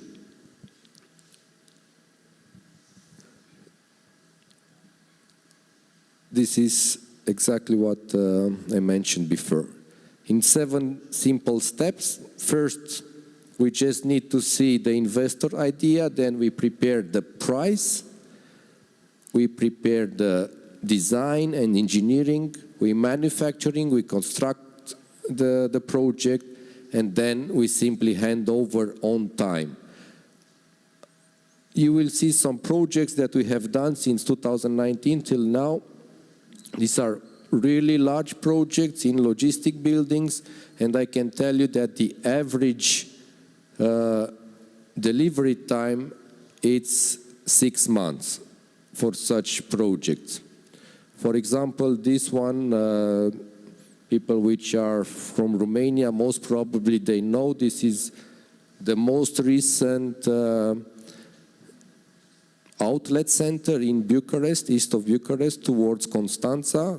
We have built this in less than 8 months. Very complex commercial project. You've seen some pictures here. Then, of course, other logistics centers, each of them, like this one in Brașov, it's 10,000 square meters for another Belgium developer, VGP, because we were talking about Belgium investments in Romania. Here there is another smaller building, okay, 3,500. We consider it smaller in this area. This is a very large one, 22,000 square meters. It was in around Bucharest Ring, in Ștefănești de Jos, for WDP, another Belgium developer. So we executed this one in 6 months. This is one ongoing project for a company which was known as Industrial Access, and now it was recently bought by another Belgium company called Mateco. And this is the most recent project we are working on extension of logistics center for Metro Cash and Carry, which is well known. This is 10,000 square meters in Ștefănești de Jos, which will be finished end of October. And another one in closer to border with the Moldavian Republic in Roman. This is an extension for Profi, a cold store warehouse for 10,000 square meters, but very complex building, which will be finished by end of this year. So, as a success story, you will see that, okay, in 2019 was established the company, 2020 we had a huge step ahead, but in 2021, so end of this year, we expect something like 35 up to maybe 40 million euros turnover. So it's really something huge. Thank you very much. Thank you. That's very interesting, and I hope soon we will become also an operator here on our market. Also, what Mr. Allen didn't mention that. I don't know why, but a lot of Belgium companies are operating in industrial and industrial real estate. So that's why through this opportunity, I would like to invite all your companies that are members of BEROC to visit Republic of Moldova. We as an agency will organize a study visit for them, and we'll try to impress and to show all the best that we have in order to facilitate the investors here. So thank you. Next is the interested speaker. It's one of our retail markets. It's, by the way, the extension of Kaufland to Moldova. It was a very interesting one because it's first time when Kaufland steps outside of EU market. They will invest more than 300 million euros in the Republic of Moldova, and they would like to open more than 20 stores. So that's why in the last 2 years, Kaufland becomes one of the main investors, not only in real estate, but in general in the Republic of Moldova. So I would like to present Mr. Felix, who is Director of Expansion at Kaufland. Yes, I hope I'm hearable. Yeah? Yep. Perfect. Thank you very much for this opportunity. Also for me, as a German, very special to be here. I hope, first of all, the technique works. Yeah, fine. So basically, as Kaufland, we are part of the Schwarz Group, which is right now the biggest retailer in Europe. We incorporate with Lidl as the, so to say, second big phase of the group, and well known, I think, also in Romania, not present in Moldova, but in 32 countries. We, as Kaufland Moldova, are, so to say, the youngest daughter of what we have in our Kaufland family, founded 2 years ago, opened the stores 2 years ago, and besides our Schwarz production, which basically provides us the products that we sell on our own brand in the stores Kaufland and Lidl, we have the PreZero, which recently became the 4th biggest recycling company in whole Europe, which is basically for us also a big success, because recycling became more and more a story of what we are doing. I mean, we as a retailer, we produce waste, and waste does mean that we also have to, so to say, implicate ourselves in recycling business. And this is the next conscious step. What we have to do is to found PreZero as the biggest, largest company in retail and recycling that we have. Then we have the Schwarz Group, which is, so to say, the holding above all, which is the thing, like the people who are managing the whole corporation, our holding, our financing, everything. And all of this together makes us the biggest retailer in Europe, which is quite a nice development over the last years, of thinking that in the 60s, our founder was selling bananas in Germany, is still the owner 100%, and it's a great success story. Also our Eastern European expansion, which Moldova incorporates with, it's just a prolongation of what we did over the past years, also in Romania, also in Bulgaria. And what I would like to try today is, like, after 2 years of experience in the real estate market in Moldova, to give you a short glance of how it is to invest as a retail company and to be a modern hypermarket also in a non-EU market, and to show that this market has the potential also for other retail formats, other, so to say, commercial formats also from abroad to expand here. And the first question is, I mean, what is a modern hypermarket? We define this as a definition for Kaufland, mostly in Eastern Europe, to say, okay, look, we are not the big hypermarket, we are not the old hypermarkets, we are just a new format of this. And what does this mean? This means when we are talking about real estate, when we are talking about city development, if we are talking about urban zones, this means flexibility. Flexibility in terms of what we are able to do, what we are able to construct, and how we are able to adapt. What we see here, and I think this shows maybe very good how bright and broad the variety of Kaufland is. It's the standard store on the left side. We have a very special store in the middle. On the right side, we have one of our newest stores in Romania. What I want to show with this, and also with the next slide, what we have here is that we try to somehow implement a standard. We tried to define it, but at the end of the day, we came to the conclusion we have 3 basic models, which is shown here. And as we Germans are sometimes a little bit, so to say, clear and strict, we just named them 1, 2, 3. And 1 is the one what we have also in Mircea-cel-Bătrân. It's even earth parking, it's even earth sales area. Elevated is the more expensive one, but we try to make even this a little bit more profitable, is the one what we have in Decebal with 2 levels. And then we have the third one, which is like the really special one, what we right now just have in Germany, is like having parking on top, having parking down under, and in the middle some sales area. This is something what we didn't realize until now abroad. It's just realized in Germany. But for example, the number 2, we just switched it and we said, okay, it's even possible to be parking on top and the sales area down under.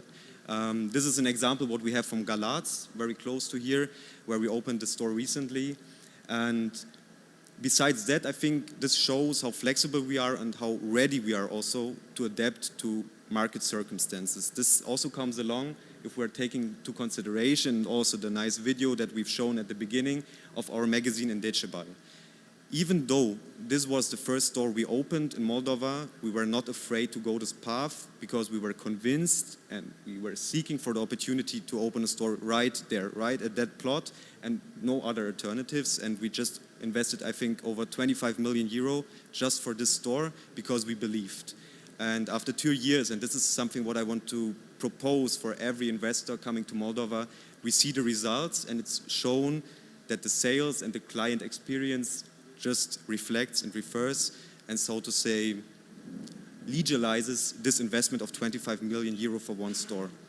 And talking about this big frame, I think the next topic what we have and also implemented in Moldova is the topic with services. We as a hypermarket are the definition of offline marketing or offline retail. So basically for us it's crucial to implement services in the best way we could, and this also reflects Moldova. I just brought you a picture of one of our subtenant zones that we have that show that even local businesses are able to join our construction, our stores, and to profit from what we are doing. And this is an example just from food, but we also have this on pharmacies, we have this on other small local businesses who will join us on the journey directly in the building to develop, and not just for us to be more profitable, to provide a service which we can provide in that excellence. For example, pharmacies, we are not allowed. Food, we are not able to provide a quality of served food and what we think is needed and what we think should be in a modern hypermarket. Talking about services, we also come to the topic that, of course, we are offline, but we also didn't sleep over the last 2 or 3 years, which means that we have to adapt also our offline offers with an online, so to say, service. This comes along with an app for recipes, this comes along with a bucket list you have implemented in your app, but this also comes along with a loyalty program where Moldova is one of the first countries where we implemented this. Even in Germany we don't have this right now, and in Moldova it's implemented, same as in Romania, same as in Bulgaria. Coming to the finishing part, so to say, of our customer journey or customer experience is the checkout, which is also completely possible to be done online via the app, via an online fiscal bond, to retrack and recharge what was spent. Coming to the last point, also taking consideration that we don't have so much time because we exceeded a little bit, I want to close what we do here and what we say and also what we promise is the big topic, I think, of our time, which is sustainability, and what we see as the third big topic to be implemented and to be respected also when we are talking about retail, and especially in Moldova. From our point of view, this starts with materials, this gets over technique, and this gets also over to the people we are working with. Materials, I think the topics are clear. It's always the discussion, okay, what is cheaper now, what is maybe more sustainable, more accepted in 2 or 3 years. We are talking about technique, how can we recuperate energy, how can we reuse it, how can we source energy far from the local energy sources. But also comes to the last point, and I think this is the most important for us here in Moldova, the people we are working with. And I can proudly say that our last magazines that we had in Ungen and Comrade, it's nearly completely, and I really mean completely, 100% made by Moldovan companies. And this is the way we want to go, and this is the way also I want to encourage if we are talking about development, if we are talking about plots, if we are talking about basic construction, if we are talking about technical construction, to join us and to let us get in touch, and with my colleagues, which are also here in the backside for expansion and for construction, because we are ready, and I say honestly ready to work with every kind of company that we have in Moldova to realize projects and to go further the path we took already. Thank you.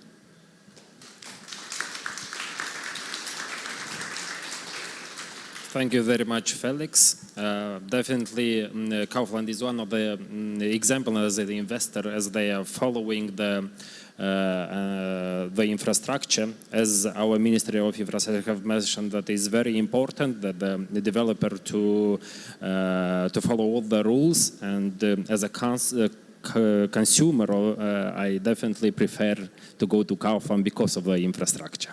Thank you very much. Now we have ended also our second panel, and I will thank you a lot for all the speakers for the valuable information, and will invite my colleague for the next panel, that is hospitality investment. Mr. Andrei Chistol, Head of the Tourism Department. Eu sunt născut în vie, stropul de ploaie de viață, raza de soare de parfum și savoare, iar pământul îmi oferă putere și identitate. Zi de zi evoluez ca să devin acel strugure aromat care va fi cules cu mare atenție, prelucrat pentru a mă elibera de cerchine și a deveni pur. Trec prin etape de producere complexe pentru a da tot ce e mai bun din mine și a evolua într-o licoare desăvârșită. Preluat de tehnologi, crez ghidat de experiență și profesionalismul acestora. Mi se conturează stilul, maturitatea, eleganța. Primesc un nume pe care îl voi purta cu demnitate. Iar pentru a ne da o întâlnire, zi de zi lucrează o echipă mare și bine organizată. Sunt născut în vie, cresc, mă maturizez ca să devin sărbătoare în casa ta. Eu devin sărbătoare. Cricova.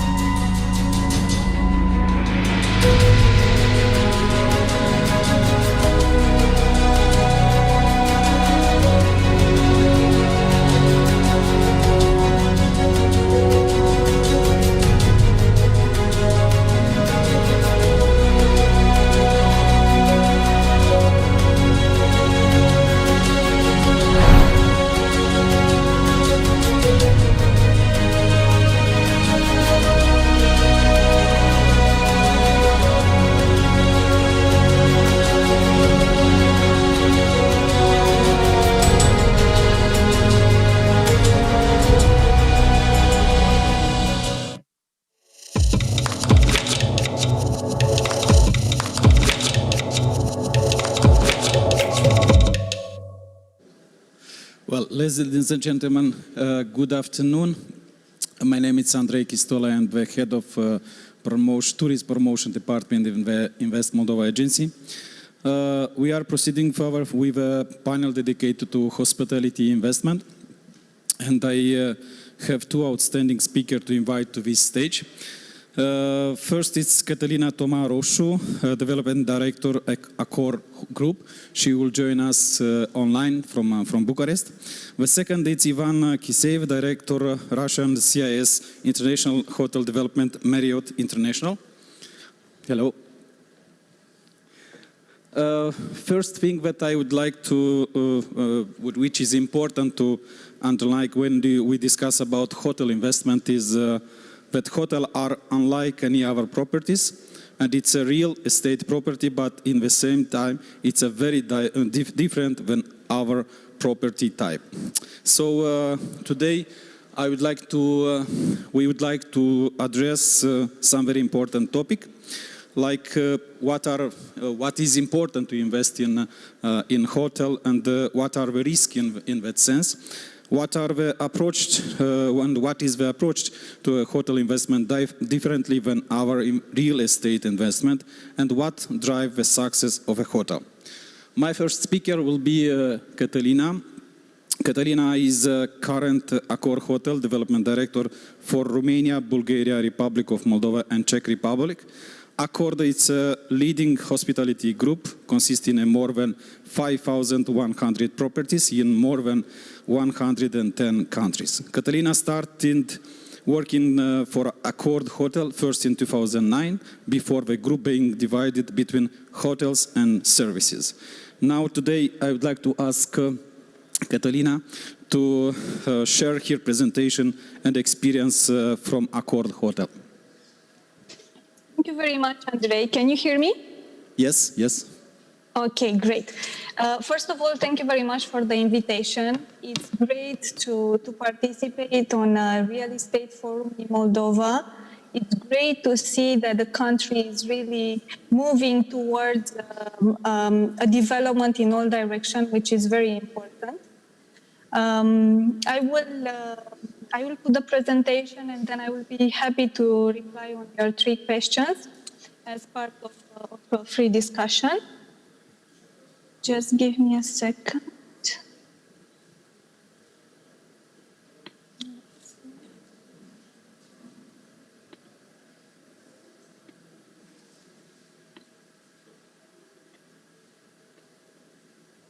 Can you see the presentation?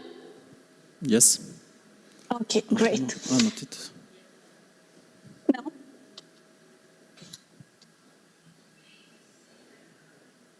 Yeah, okay. So now it should be visible. Okay, so as you started, Accor is one of the global hospitality players in the world. Currently, we have a network of more than 1,000 hotels and a pipeline of more than 1,200 hotels. Pipeline in the hospitality language means hotels which are already signed with the investor and they are in different stages of development. So in the next 2 to 3 years, Accor will reach a network of more than 6,400 hotels. You see here a map, and this map shows how we are, where we are present, and you will see that the largest presence is in Europe. Why in Europe? Because we are an European company, and you will see that our colleagues from other groups, they born in different areas, in America, in China, etc.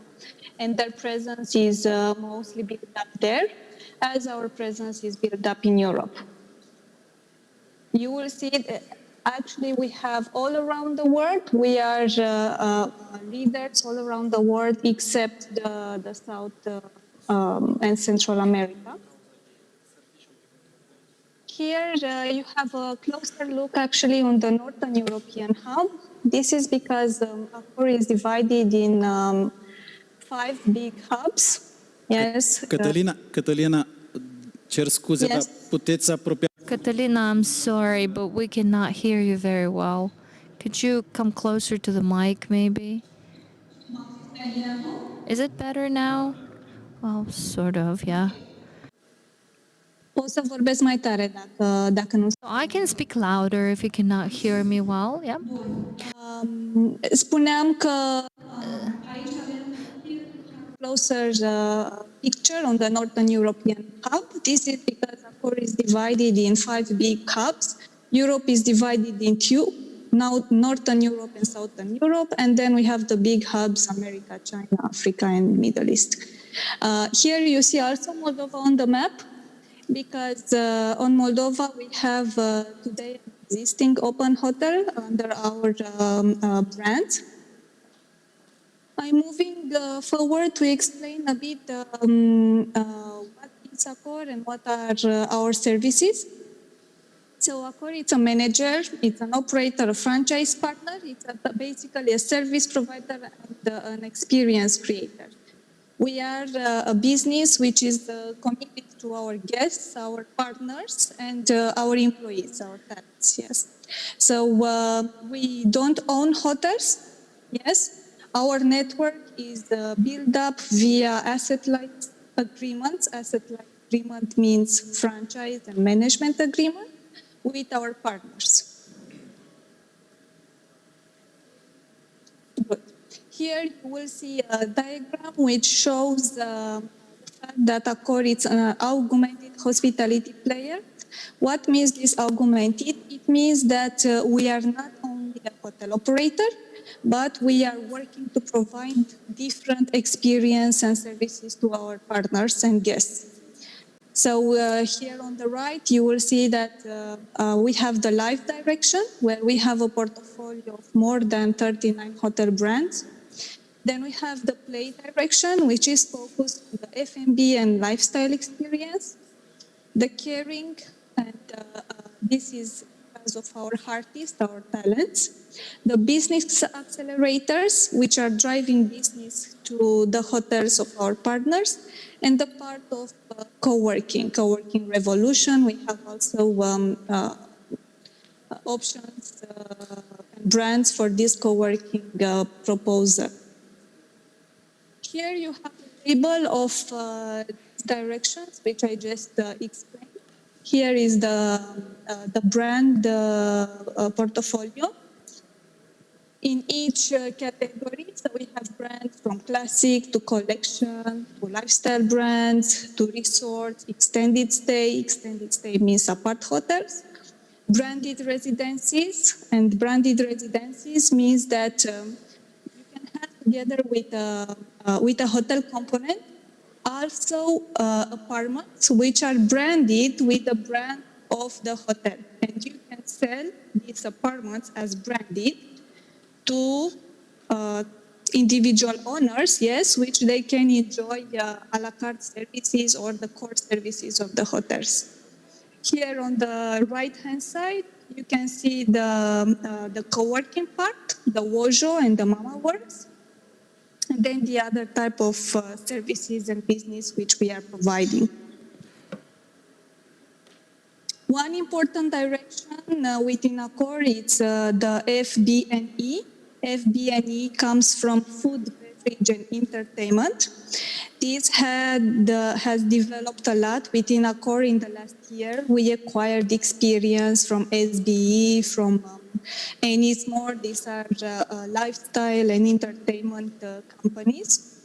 And currently we have more than 200 F&B brands out of the shelves. That means that the investor can take one F&B concept of Accor and implement directly in the hotel. Or, as well, we can create, together with the investor, an F&B brand and put it in the hotel. Here you have some information about the market, which is very important. So maybe a few words, few general words. As you may know, from a hospitality point of view, Moldova is still an emerging market. That means that it's starting now to build up the accommodation demand, because the number of tourists had increased from year to year, and their demands had increased and changed as well. So you see here in Chișinău, today there are 65 hotels, divided between 3, 4, and 5 stars. And you see on the right-hand side that the compound annual growth rate for the arrivals between 2010 and 2019 increased with 6%. And out of these guests, half of them, they are international, yes, and more than 90% are foreigner tourists which are staying in Chișinău hotels, where the main feeder markets are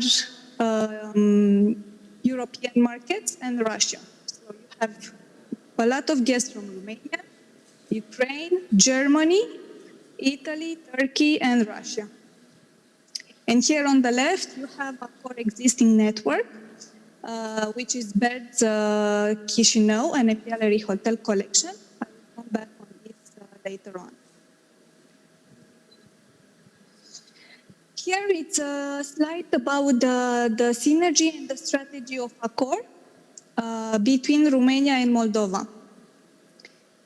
This is very important, and why we choose to do this is because, Moldova, it's our sister country for so long time, and 80% from the population, 80, they are Romanian language speakers.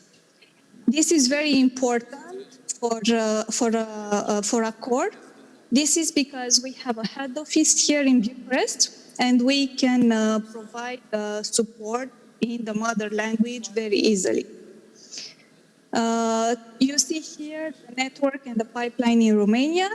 Today we have 15 hotels open in Romania. under different brands of Accor, and another 13 hotels in pipeline. In Moldova, we have 1 hotel open and another 3 hotels in pipeline.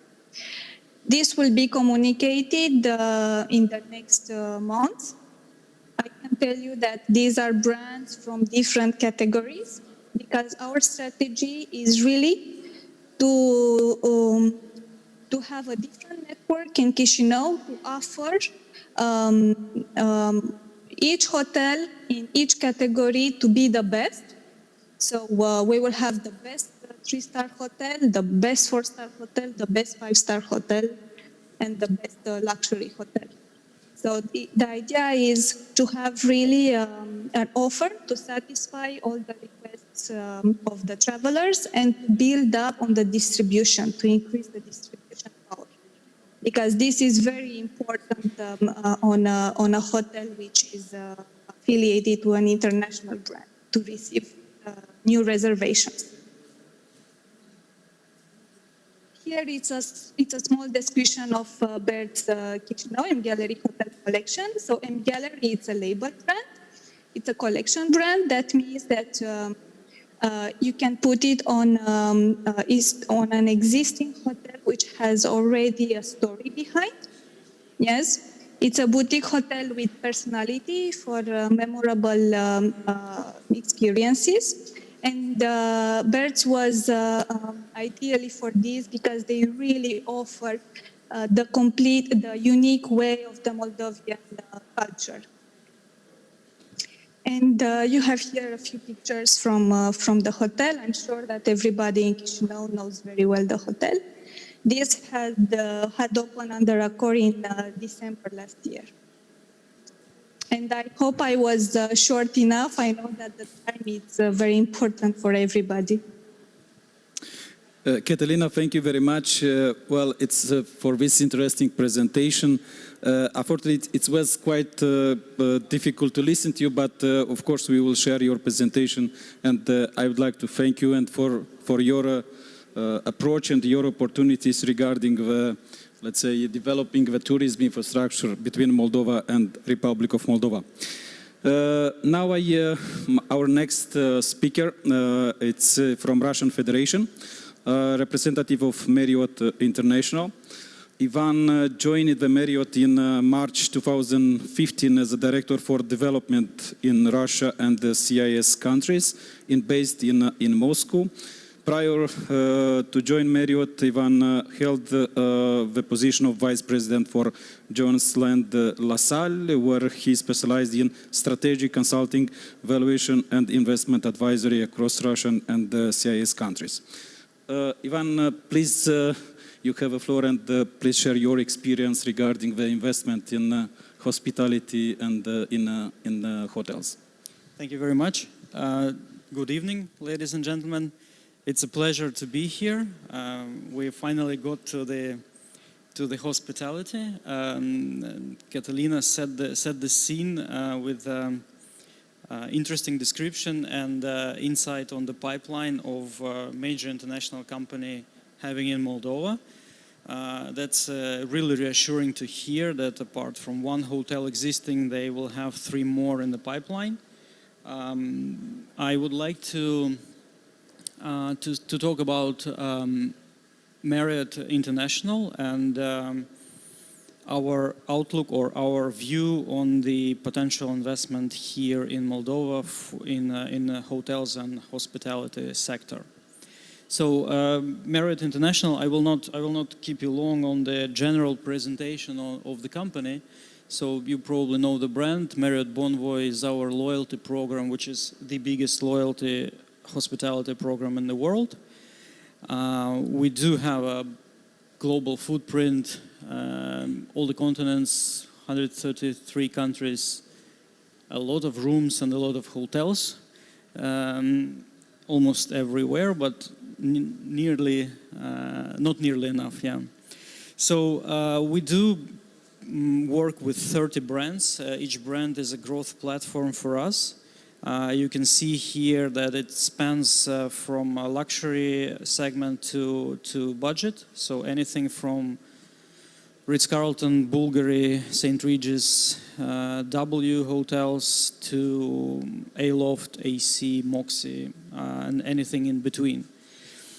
Here in Moldova, we do have presence. We do have a Courtyard Hotel Chisinau.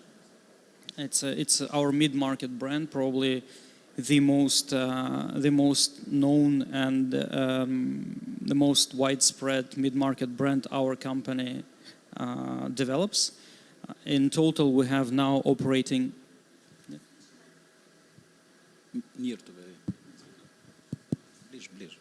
Okay. In total, we now operate 1,200 courtyards in the world, one of them in Chisinau. And speaking about potential for development and investment of the hotels here in Moldova, it is very important to mention that hotels are part of the critical infrastructure for the country. That's number one. And if Moldova wants to attract in future investors and developers, like, for example, our esteemed colleagues from Kaufland, there simply should be a hotel or a place to stay for them to come and visit the country for the first time. Because it all starts with recognition trip. If you don't have a flag, if you don't have a predictable quality place to stay, or you have a lack of those places, that's hurdle number one for any international investor. But that's kind of infrastructural role, infrastructural part of that for the general development. If we are talking about hospitality development on its own, in my opinion, and of course today we heard a lot about development of industries, development of processing plants and facilities. In my opinion, though, Moldova has the huge chance to become a success story in hospitality. It's a small country. It has a small population. It's a classical low-wage situation, and we do have a success story in the region, which is Georgia. And by now, or at this point in time, Georgia receives annually more tourists than it has its own population. So for say 5 million population country, they get 6+ million tourists a year. That's a proper driver of the economy. That's a proper contributor to the development and the well-being of the whole country. And of course, when this journey started for Georgia, no one except for maybe several people had this vision or could imagine that it will become kind of oil or gold substitution for the country. We do have a story that when Marriott in Tbilisi was opening, and it's located right on the central avenue of Tbilisi city center on Shotaru Staveli. On the day of opening, in front of the hotel, there was a burned armored military car because the civil conflict was just over. So on the day when the doors were open, they didn't even manage to clean up the street. And today, 20 years later, or even 25 years later, Marriott in Tbilisi earns more money per key than Marriott in Moscow.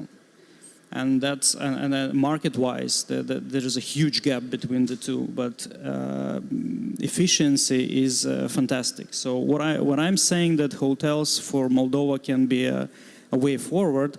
I mean that this beautiful country has a chance to attract visitors from all over the world, but the key feeder market, of course, is Europe, which is next door.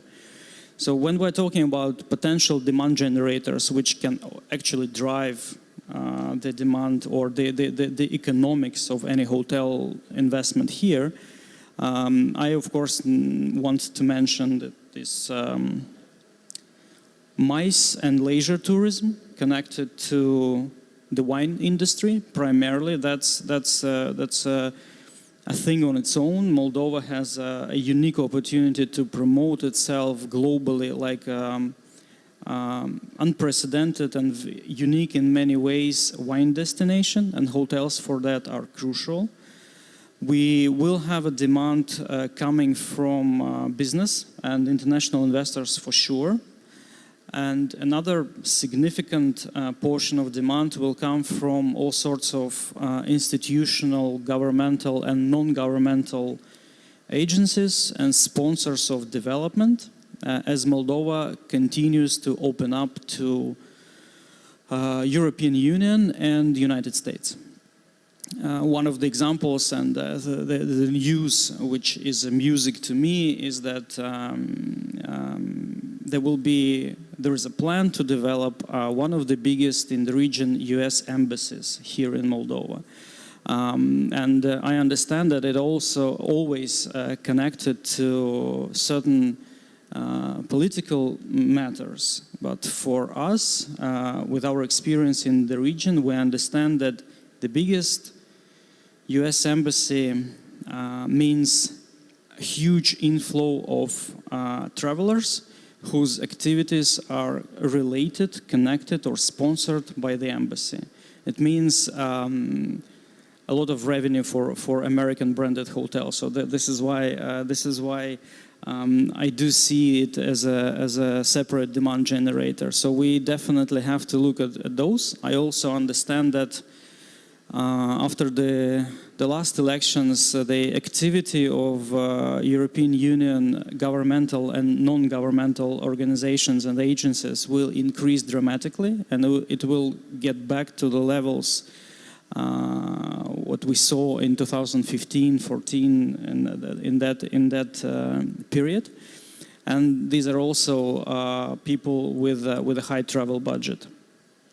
So this is basically the key demand generators which can support a full-scale hotel investment spanning in between 20 and 30 million euro.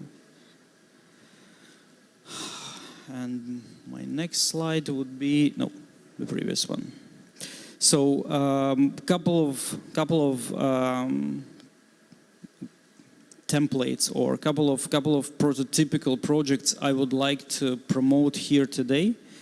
I think that Chisinau and Moldova in general lack a budget or economy hotel to receive an inflow of tourists at a certain moderate budget.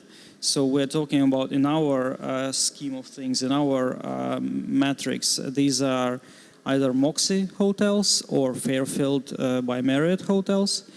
The development budget for those properties are probably, or budgets are probably the minimal of available options. An investor can build this for probably 60,000 euro per key investment. But it puts country and the city on the map for a mass traveler, for group travelers. Next opportunity, which is definitely A, available here, B, desirable, and I think will shape the market in the future. It's a full-service hotel. I would, of course, be glad to discuss a Marriott-branded hotel, full-service, with conference and banqueting facilities, which can put Moldova on the MICE map for European Union. It's a very big segment of demand. MICE stands for Meetings, Incentives, Conferences and Exhibitions. The destinations for MICE demand compete globally because big corporations or institutions like to bring their teams elsewhere to have trainings, meetings, development sessions. And Moldova, for sure, has a potential to attract a portion of that demand, being a beautiful country again and a wine-producing country. And third opportunity for me, that would be a boutique wine hotel. It can be, it says upscale boutique, but it not necessarily should be an upscale.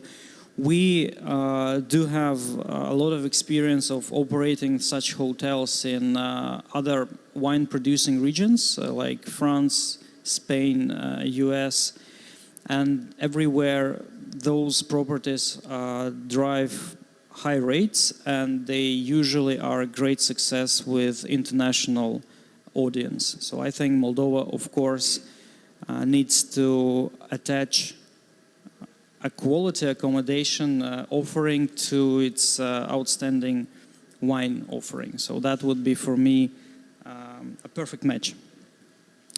And actually that would be it from my side. Thank you very much.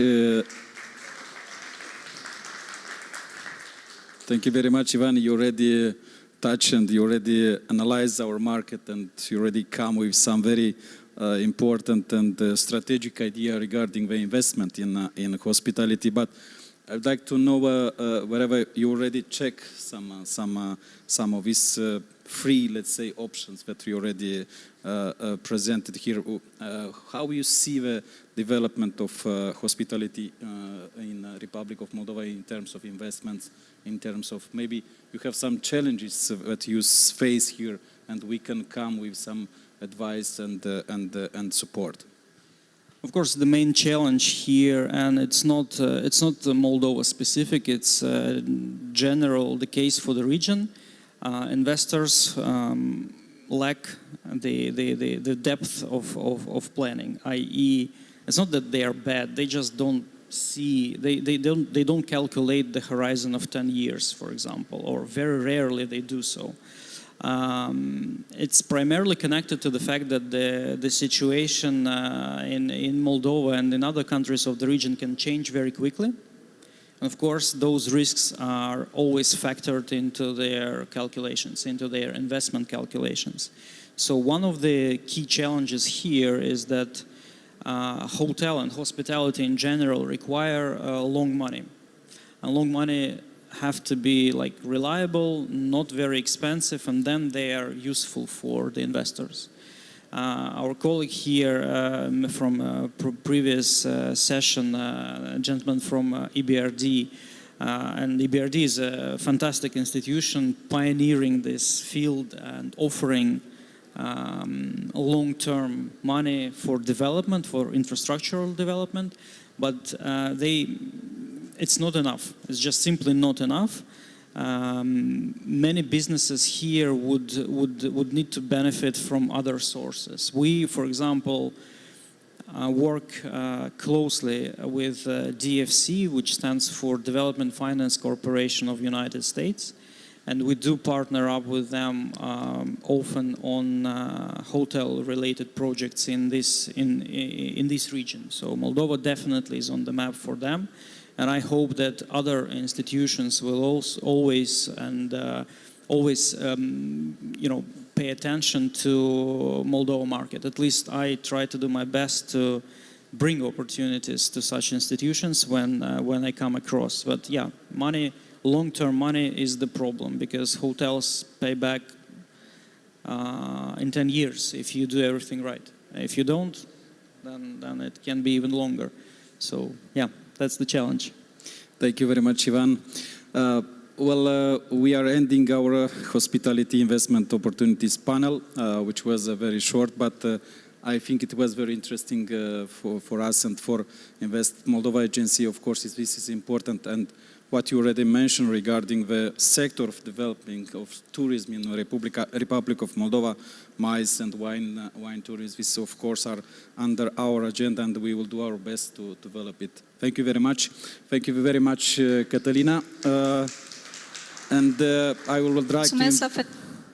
I would like to invite Andrei Chigran. He will be the next moderator of the next panel.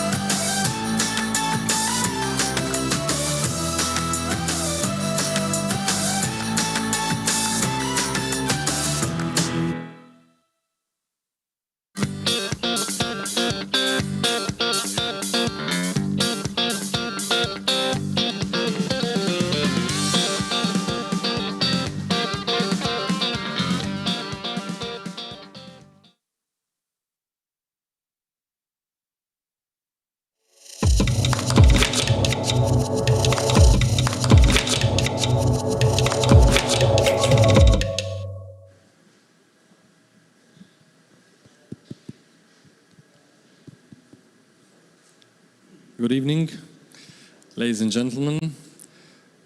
I'm very pleased to be here with you, to be a moderator to the next panel. My name is Andrei Krigan, and I have the pleasure already to have my guest speakers on the panel here. Thank you for joining.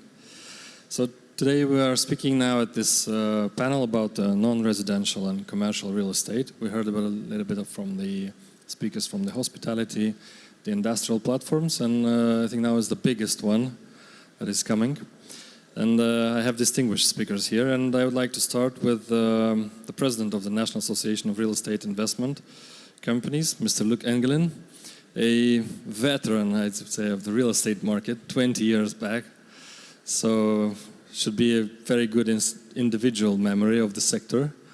And Mr. Luc Engelen will tell us a little bit about the trends in the market, and maybe a little bit what to expect and what do you think are in the next years the opportunities for the non-residential. You have the floor. Thank you very much. So thank you for the invitation. I'd like to tell something about NARE. NARE is a new organization, a National Association of Real Estate Investors. Why this association? So I'm running around already around 20 years in Moldova. I survived a lot of governments and legislations. And in all these 20 years, one of the biggest challenges for Moldova was to get foreign direct investments.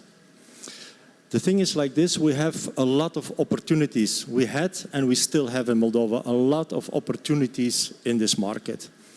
The only problem is the confidence for the investors. A lot of investors have not the confidence to invest in projects in Moldova.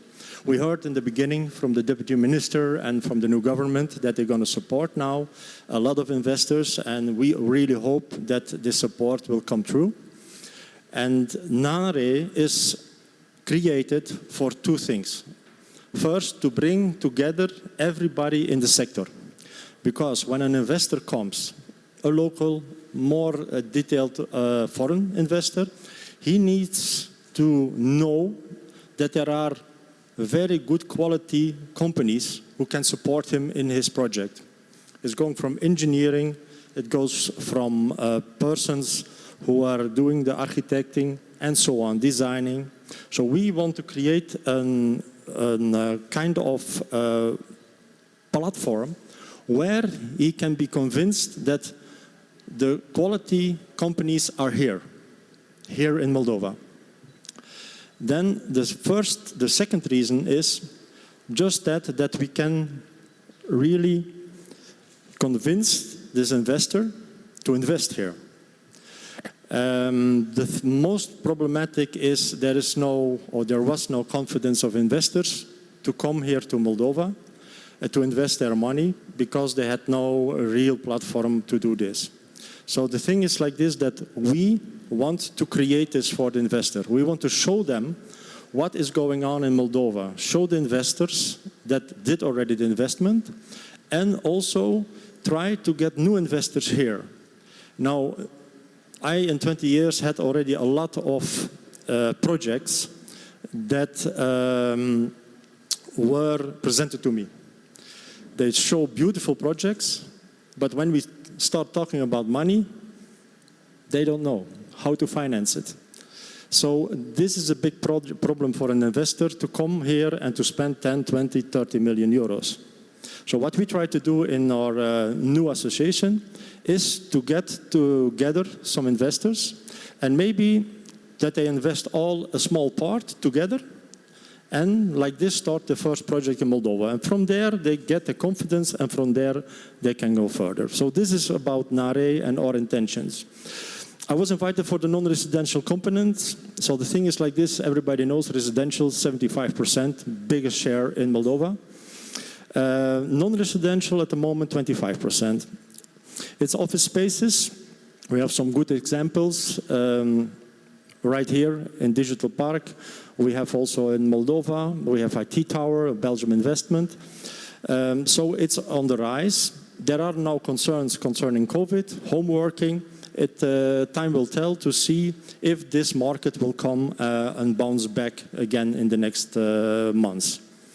Retail spaces, who were quite hard hit the last months. Hotel spaces, you heard about our colleagues from Marriott, from Accor, that there is a lot of potential in Moldova, and I think this sector will grow certainly in the next years. We have other industrial and real estate, 21%, and we have the industrial spaces, about 52%. Industrial spaces, I think, is a very interesting sector for the future, due also to automotive and to other industries who like to come to us here in Moldova. Nevertheless, a lot of these people who wants to produce, they like to rent mostly and not to buy. So like this, we need developers also and investors in this sector. Let's go very quickly, because I think we are a little bit limited in time. Very quickly about prices, office real estate in Moldova. You see the prices are quite stable the last 9 years in the offices, because still there is a quite big demand, and this demand, even with COVID, it will not diminish. Industrial, we have the same. I have to tell these are medium prices, because you know Chișinău is a little bit more expensive than in Belz or in Cahul. But also there we have a quite stable tendency and not a big difference in prices. Retail real estate, also there, retail, you see it was quite hit by COVID, but I think it will bounce back to the level that it was before. What are the highlights? Okay, I want not to repeat too much, but free economical zones are really a big advantage to invest in, and I think also a big future for Moldova. We have also a lot of grants and subsidies from the government that can be used. We have turnkey production premises and warehouses that we needed urgently. Not to forget about logistic operator in an international level. Light industry spaces are very interesting, and also infrastructure. You know, the ways and the infrastructure today and the roads in Moldova are not so good. And certainly for Chișinău, or parking solutions. Also, offices, I think still the A-class offices are still in demand, that are still possibilities there. And also we have a lot of IT due to the good procedures and the good initiatives that are given by the government of the 7% rule. Don't have to tell you that we have still not only a cheap labor force, but also a very multilingual and a very skilled workforce, what is as important, I think. And we have a lot of facilities and support for the government, as we already heard in the opening session. So this is a little bit what I want to tell you. Moldova is a very interesting country to invest in, and I hope that you really consider it, and I hope that NANRE can help you to find the right partners here in investment, the right developers, and also the whole structure to bring your project here in Moldova to a big success. Thank you very much.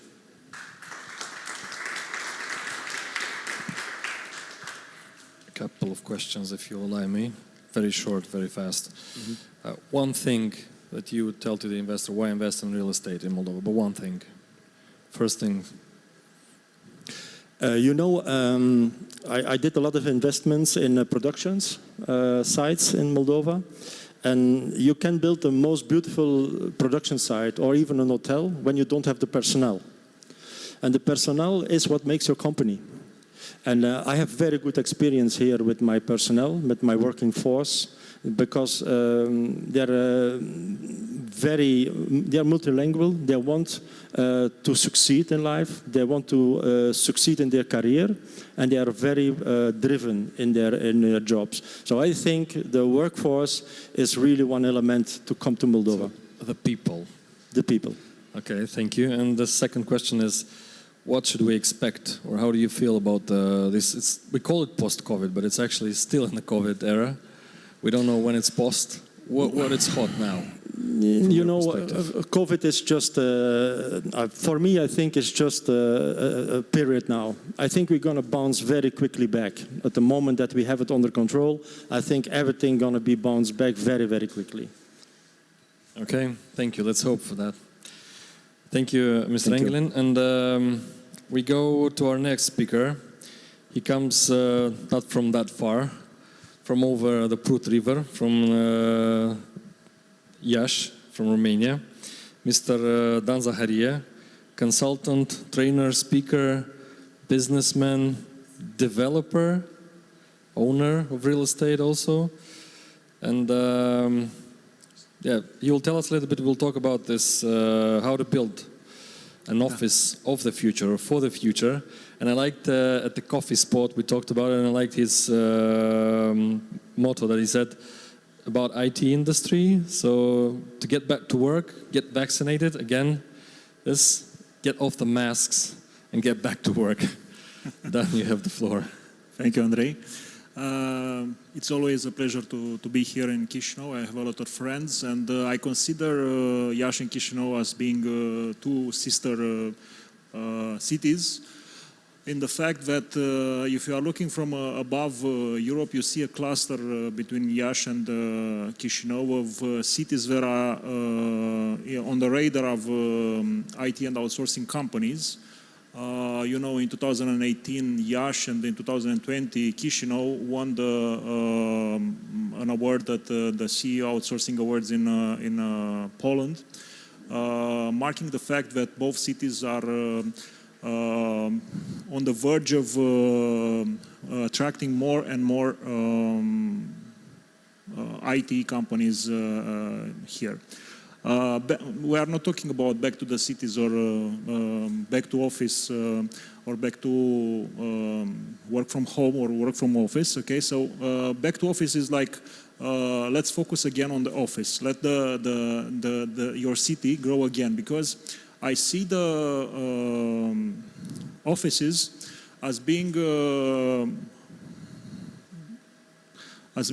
one of the key elements for economic evolution of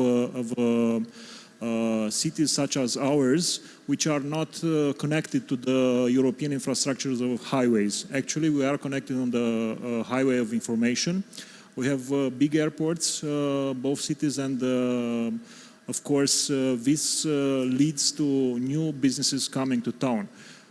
Beware of the fact that at some point the lack of modern office stock can become a kind of break for the development of the city. We saw that in 2018 in Iași, when actually no big office developments were announced in our city.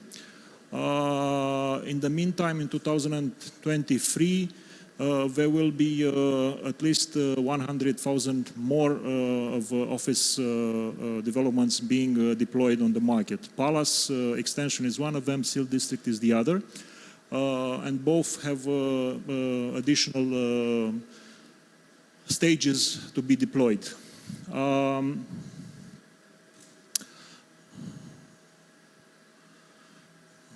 We actually replaced the former factories with these smoke-free factories, as we call it, fabrici fără fum. Actually, in the city of Iași, the former industrial area is no longer an industrial area. The industrial area moved outside the city on the west part, where the highway that eventually will connect to Chișinău also is coming. And the former industrial area, we call it new industry district. Basically, it's the development of a lot of, it's the area of the development of a lot of mixed-use projects like retail, residential, and of course, offices. So from my point of view, office stock is an indicator of the city growth. Because if you do not have enough offices, you will not have enough IT companies coming and employing and localizing the workforce in the city. Also, please take into consideration the fact that office developments and mixed-use developments are something that can reconvert a lot of unused area Here, a digital park is a perfect example of reconversion from a former industrial platform, and hopefully, because I noticed that your building is already 90% full with tenants, you should consider also the second and the third stage of development here in the digital park platform. So my bet is on the reconversion of the existing buildings or demolishing them if they cannot be reconverted in order to use the facilities that already are in the city, like public transportation, like utilities that are already within the city. So this kind of brown redevelopment, reconversion is my advice. Mixed-use developments will dominate. So I saw the presentation from Kaufland. I like it, and I think more and more developments should include some kind of smaller format of, or medium format of supermarkets within the community in order for the people who are coming back from to their apartments, to their houses, not to traveling extensively for their daily shoppings or even weekly shoppings, to have this kind of supermarkets within their neighbor.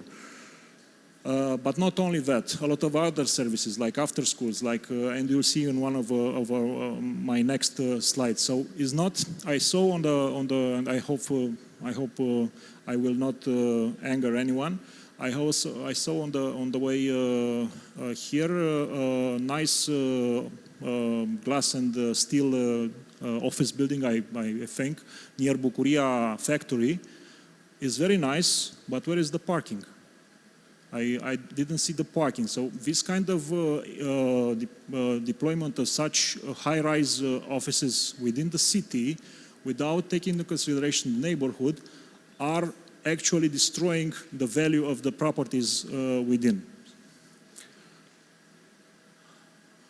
These are some projects that are under development in Iași or are under project. You will see also Palace. You'll see the Seal District, you will see other, and all of them are mixed with more function than just office. This is why we should adapt, particularly in this pandemic times. Consider that people will like more and more to work from home. But if the office is right across the street, okay, they will work from office also, and their home will be close to office. And of course, the company itself will have a competitive advantage. People will not move from that cluster of companies that are within the office building because they live nearby. So they do not want to cross the street, to cross the city in another neighborhood just for a better salary. These are the trends that we are looking to. Okay, so consider that the Class A as a name is worthless. There is no international standard for this. What is a Class A building? But anyone at some point was a fashion to name their office buildings as being Class A. Steadily, they had the office and retail, they had office and residential. The future is this kind of mixed-use developments with green buildings, with international certification, with kindergartens like with electric car, with supermarkets. We have a building in Bucharest that has a track on top of the building, so people can run in the morning on top of the building, okay, so they can do running in that building. Co-working spaces also, and a lot of other stuff that should be included in this kind of mixed-use development. It's no longer okay to have just residential, to have a lot of cars going out of the residential neighborhood to get to work or to get their children at work. People should walk to work, should walk to the school of their children, okay? So this kind of development can be done, within the city. So my takeout for today is let's zoom out in the fact that when attracting, and of course the guys from GIZ Moldova know, when attracting new investors, new companies to your city, it's very important to look beyond what's this basic comparison with cities around you. Actually, a company is comparing South Africa with Poland, with Republic of Moldova, with Romania, because they can deploy, if the language skills and technical skills are there, anywhere. Okay, so they can, either of this country can be their next offices. So look, because in the Central and Eastern Europe, which now has a very focused eye from investors on us, look what kind of cities we should benchmark. Okay, look at Katowice, look at Krakow, look at Lviv, look at Iași, of course, look at Kosice, look at Skopje. There are a lot of new players on the market of attracting IT companies for the office buildings. So another takeaway from this meeting is develop offices. They will produce workplaces, which they will produce requests for apartments, and they will buy from Kaufland. Okay, so this is if you build 10 square meters of office, you build new incomes in the city. Okay, because workplace follows actually the expenses. The people are paying more for the services and buying more if they have a constant workplace. This is me, but you'll have the presentation. And also this is an article about not falling in love too fast with your city, okay? Let's be pragmatic, let's be realistic. I'm just giving you an example. I saw a magazine promoting different cities in Poland. And if I put my thumb on the name of the city, the rest of the advertising was like this. International airports, more than 50,000 students, open to investors, okay? Actually, it could be any of the 50+ regional cities that are in Central and Eastern Europe, okay? But this is why we should focus on what we have on hand, okay? What we have, what we can develop, and not to copy, but to just raise the bar towards what kind of advantages has your city to offer.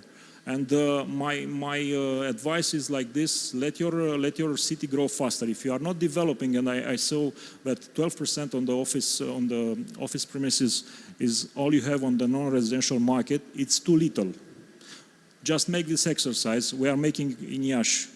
We are having a pipeline of relevant graduates for the IT and outsourcing industries of around 2,800 to 3,000 new graduates, new fresh graduates every year from computer science, from economics, from foreign languages. And actually this means that we need 25,000 new office spaces, 25,000 square meter new office spaces each year. And from 2018, we only delivered around 20,000. So actually, we are now at minus 75,000 square meter that should be delivered.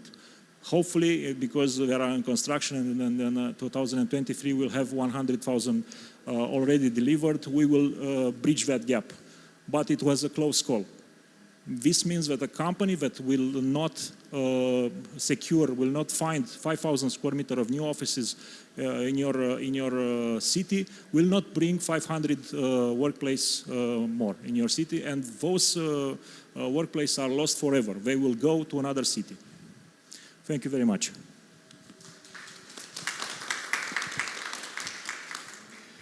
Thank you, Dan. And I like the statistics about the students that are graduating. And how many are staying, if you know, in Iași? Well, 10 years ago, it was like 30% of them were living for Western Europe and for US. 20 years ago was like 95%, okay? Now less than 5% are walking away because Amazon is here, Endava is here, like in your city, Oracle. A lot of companies, this is what I told you, that Office localize the workforce. Give them work to work on an international market, to gain above the average salary, and to consume within their city. I see. So basically what you're saying, if Iași is not keeping the pace with the offices, Chișinău has a good chance to attract this part if it builds new offices. What are the chances that we host also Amazon here for some employees, for none. some of our graduates? None. No, it's not. Amazon has a different deployment, but we already have a lot of companies that are present in both cities. Okay. And I mentioned Pentalog, Arobs, Endava, just on top of my mind. But just to give you a comparison, we have half your population, but we have twice the office stock that you have. And we have quite the same number of IT guys working in the field, okay? So I think you should look closer to Lviv, you should look closer to Krakow, which are cities within your league, okay? This is the market that you should follow. But this call to zoom out is addressed to whom? Including to us, okay? Because like I told you, we are inclined to fall in love with our city. Our city is the best. We have the best women, we have the best restaurants, we have the best schools.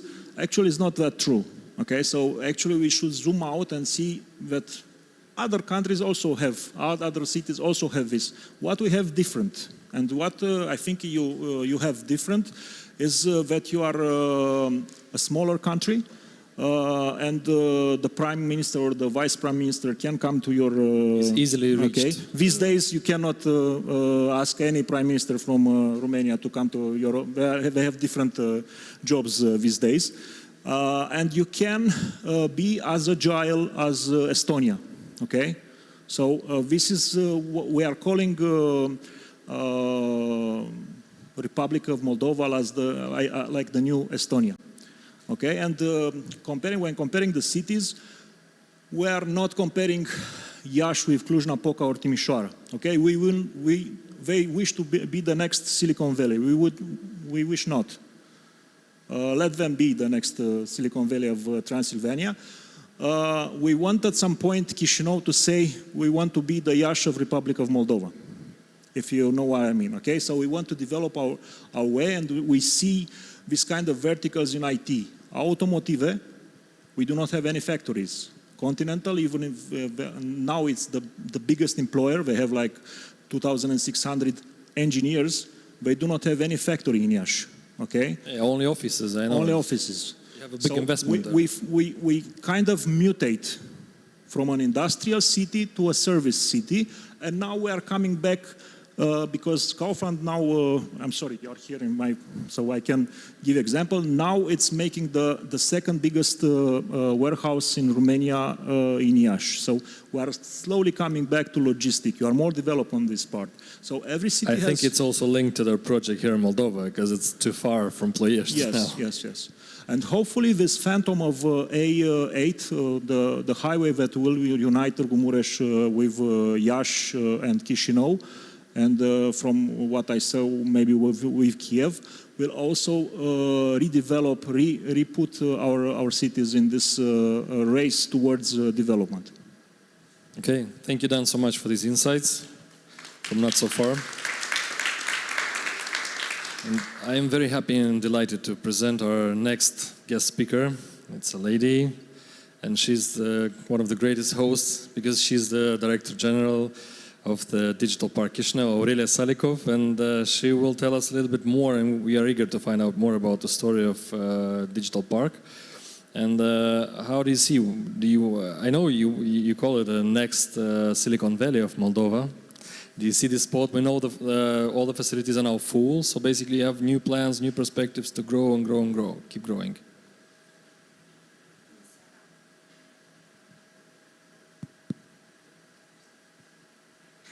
Bună seara.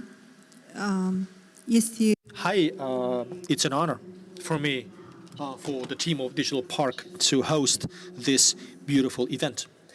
And I think that the experience that the group of companies StarNet gathered in the implementation of this ambitious project is worth to be taken over by other developers in this country. Now, the idea of this project, beautiful project, was born from the simple wish to create a Silicon Valley. I mean, look, we have big ambitions. Now, 12 years ago, when the group of companies StarNet participated in an investment competition announced by the Ministry of Economy, and at that point in time, our team has gotten the first hectare of land to develop this project. Now, in a short while, we have made some fact-finding missions to Romania, to our colleagues from Iași, with whom we have a very beautiful cooperation, to Cluj, Bucharest, Bulgaria, UK, United States. I mean, we've tried to gather the most beautiful experiences for the implementation of our project. And then we realized that only 1 hectare of land is not enough to implement the digital park project. So we went with a request to the Ministry of Economy to allocate the building which is in front of us.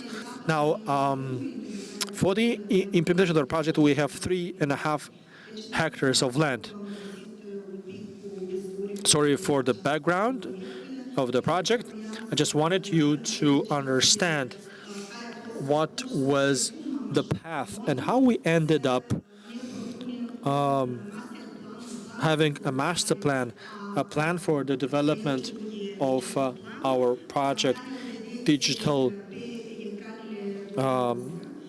plan that you can see on your screens. Now, in this 10 years, we were able to develop the building A-B, building AC, and building H, where we have the offices of residents of Digital Park, which are well-known IT companies from the USA and from other European countries. And as it was mentioned by my colleague, to our big joy and satisfaction, we have 90% of spaces already rented out to IT international companies. Now, at the next stage, we will be developing the Block D, which is this industrial building, which is adjacent to this space. We will be re-engineering it so that in the next 5 to 6 years, on the platform of Digital Park, we will have about 35,000 square meters of office space. This is quite an ambitious plan for our team, but I think that you today during this event were able to visit both internal as well as external spaces from Digital Park, and you understood that we have ambition and we as a team have the potential to develop ambitious projects.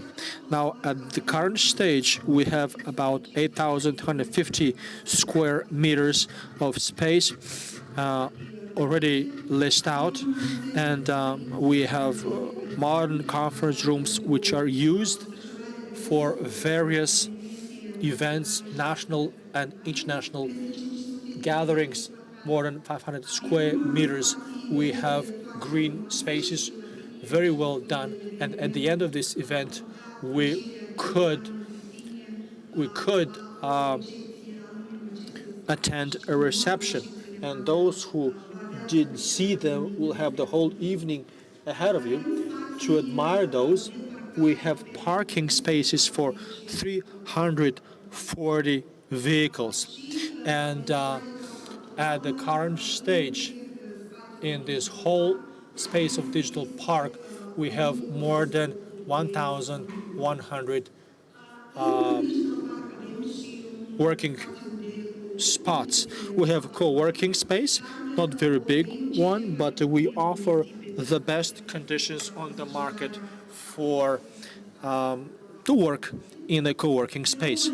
Our offices are very modern, and while building this asset, we've used the most modern technologies for offices where international companies are working. I mean here cables that are under the flooring. I'm talking about modern ventilation with very low CO2 emission.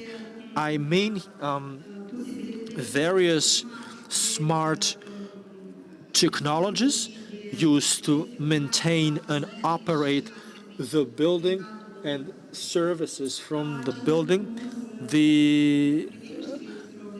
What is important and very and nice is the spectacular views from our office spaces, and of course, green spaces are the cherry on the cake. It allows our residents to accumulate energy in order to work efficiently. We will be organizing in the digital park a restaurant so that we could offer the possibility both to the residents as well as to the public to be able to get, to eat in our spaces.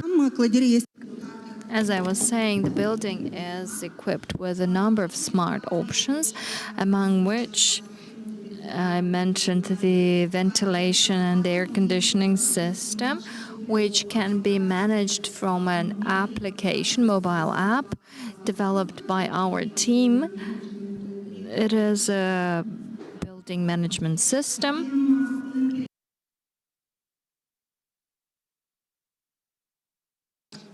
On the digital park territory, we have electric vehicles charging stations, and we also have on the territory the access control system. We have dim lighting system with automated regulation of the intensity of the light. In the second phase, we'll reconvert this hall, which is across the block where we have today our event. And we intend to add floors to the existing building, so that on the ground floor we could organize additional services. It's an ecosystem. It's not just a block of offices, and this ecosystem obviously needs to have a number of services for the good operation and for the activities of the tenants in our spaces. So we will have green areas, obviously, including indoors, and we'll also have a food court because in the meantime, I'm not sure that we'll be able to cope with it only through restaurants, and reconversion will mean 22,000 square meters more of offices and other 2,000 jobs. And you can imagine in 4 or 5 years the potential of the digital park. And we'll also have a library, a public library, and of course the ecosystem will be equipped with a fitness room, because the health of our residents is very important for us. will also develop commercial spaces where the residents will be able to purchase the necessary things, will develop the existing educational center, which exists already in the digital park, and so as to provide the possibilities to the children of our tenants, but also the residents who would want to improve their professional competence and the professional skills of their staff. And if I may, done to inform of the event which has happened in parallel to this event. So together with the colleagues from Yash, we have signed a cooperation agreement because we want in the nearest future to launch a school, a retraining school for officers, for experts. So that would be a school which conduct other types of activities. And if they want to learn a new IT profession for them, then on the Digital Park platform, together with colleagues from Romania, we'll be able to do this reconversion of human potential, also on the platform of Digital Park. Our ecosystem in the second phase will be equipped with green parking spots that will be developed around Digital Park. We'll develop a co-working space that will be much larger because currently we have only 28 places in the existing co-working, and we shall offer the possibility to companies, to small companies that want to rent spaces in Digital Park, have this possibility, to have this opportunity, because today in Digital Park we can't offer spaces smaller than 100 square meters. And I hope that in the next 4 to 5 years we'll see each other at such events in other conference spaces which are planned for in the new building. Not less important are open air spaces, which are quite actively used actually, especially in the last 2 years. And last year, also on the Digital Park platform, there had been a number of social cultural events carried out in a pandemic year. We tried to maintain the IT community next to the Digital Park, but we also engaged in other social cultural events which help the development and modernization of the Republic of Moldova, and will continue this in the future as well. So that I wanted to say with regard to what will happen in Digital Park in the next years. Together with the team, we are at your disposal to provide all the information, all the necessary information on the spaces that we shall continue developing on the territory of Digital Park in the following years. We'll also develop an apart hotel, because having a multitude of clients from outside, we need to provide the comfort to them to be accommodated somewhere around in the vicinity of Digital Park. So we are actively involving in the strategic development of the municipality of Chisinau, because projects such as Digital Park does not change only the IT area, but also makes upgrades to the real estate sector. But such an ecosystem in general changes the optics of the urban development of the city, and in this regard we are very actively putting forward proposals to the local public authorities with regard to the arrangement of the surrounding areas. And so we are, with the team, we are coming up with the expertise, both our expertise, and we ask for expertise of the colleagues from abroad, because we are confident that we'll succeed only by merging our effort. And as we are from the IT sector, I don't want to upset anyone, but we have a very, very good human potential for this area. And it is our duty to create all the necessary conditions for the young people from the Republic of Moldova to develop and to study, to get high-quality studies here, and to offer modern, comfortable working conditions here in Moldova. And only together we can develop and ensure the progress of the country. And as a team, we do believe that in this team, and not only in this team, there are people who have this confidence, and I encourage you that together we support each other and we develop such projects. Thank you for your attention.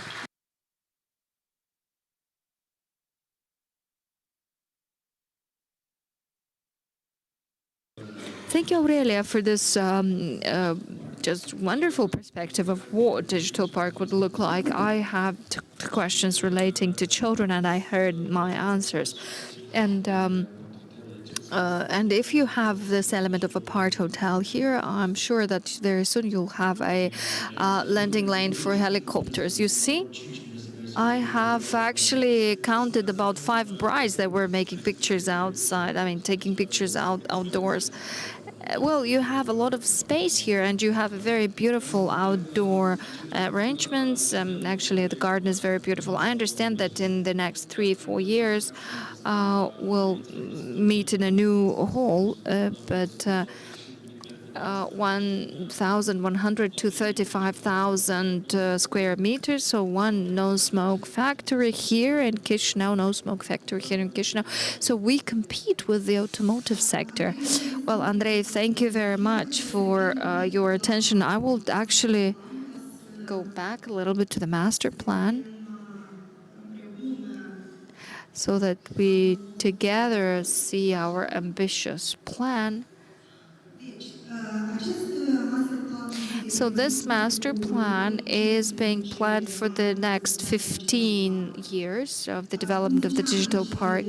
As I was saying, the second phase would be the block that will be developed in the next 3 years as the target group or the potential of our clients is the IT area. We are somewhat looking at the law on virtual parks, which is valid until 2025. So we must hurry up and develop this space so that we provide the possibility to companies from outside to benefit from these tax facilities as long as they are valid.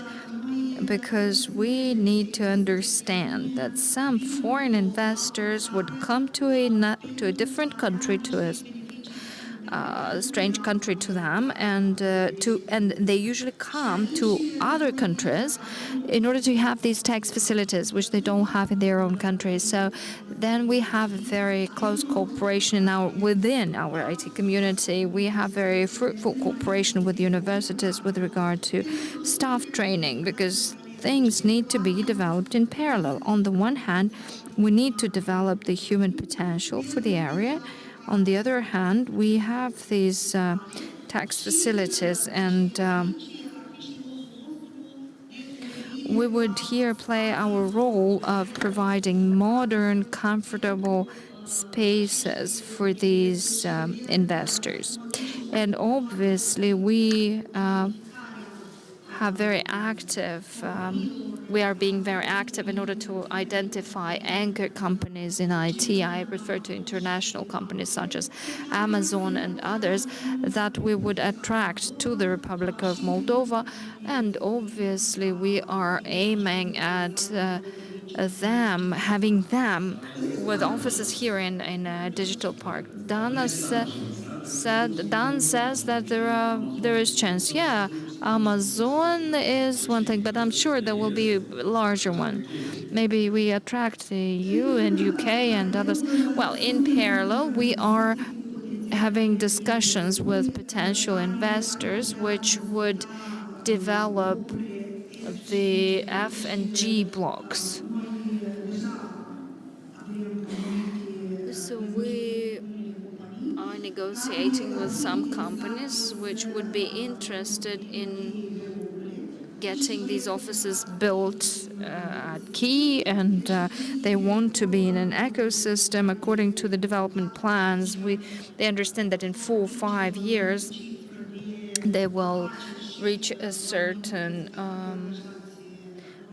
level, and they will a certain turnover, and they will have a certain number of employees, and they will have to extend their offices which they currently use. And here we may have a beautiful cooperation with them. So we develop in parallel, we as Digital Park, making the reconversion of the D block, and in parallel building for others, blocks F and G, and block E, there will be the apart hotel that I spoke about. This is an ambitious plan, but I wish that we all stay healthy and we overcome the pandemic crisis, and in 15 years we meet in the spaces of Digital Park and remember how beautifully we were dreaming in 2021 at the first real estate forum in Moldova.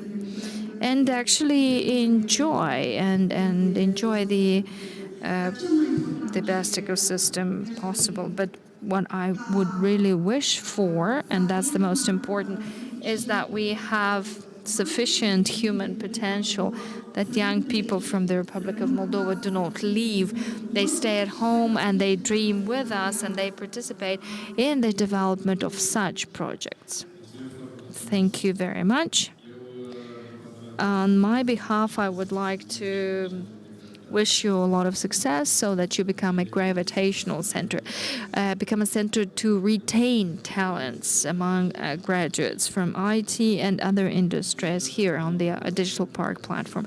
And I hope that your plans would not go that far as 15 years, but in 10 years, so that it would have anchor tenants and as many students as possible staying here in the Republic of Moldova. So thank you very much, and I think that all participants are eager to appreciate the exotic garden of the Digital Park and enjoy the reception. Thank you very much. Dear participants, thank you to the speakers as well, and thank you very much for your patience and time to be with us. Thank you.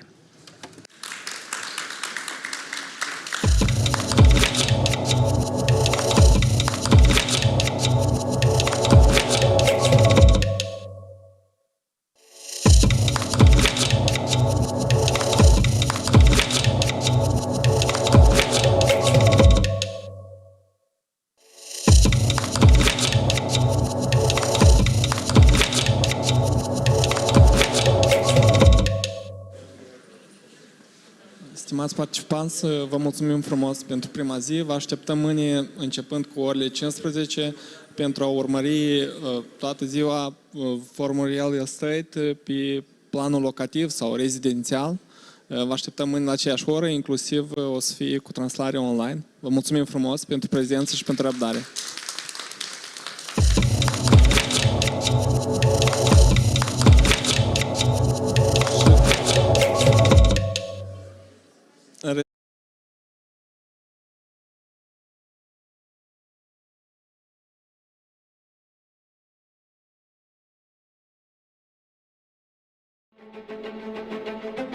Eu sunt născut în vie, stropul de ploaie îmi dă viață, raza de soare îmi dă parfum și savoare, iar pământul îmi oferă putere și identitate.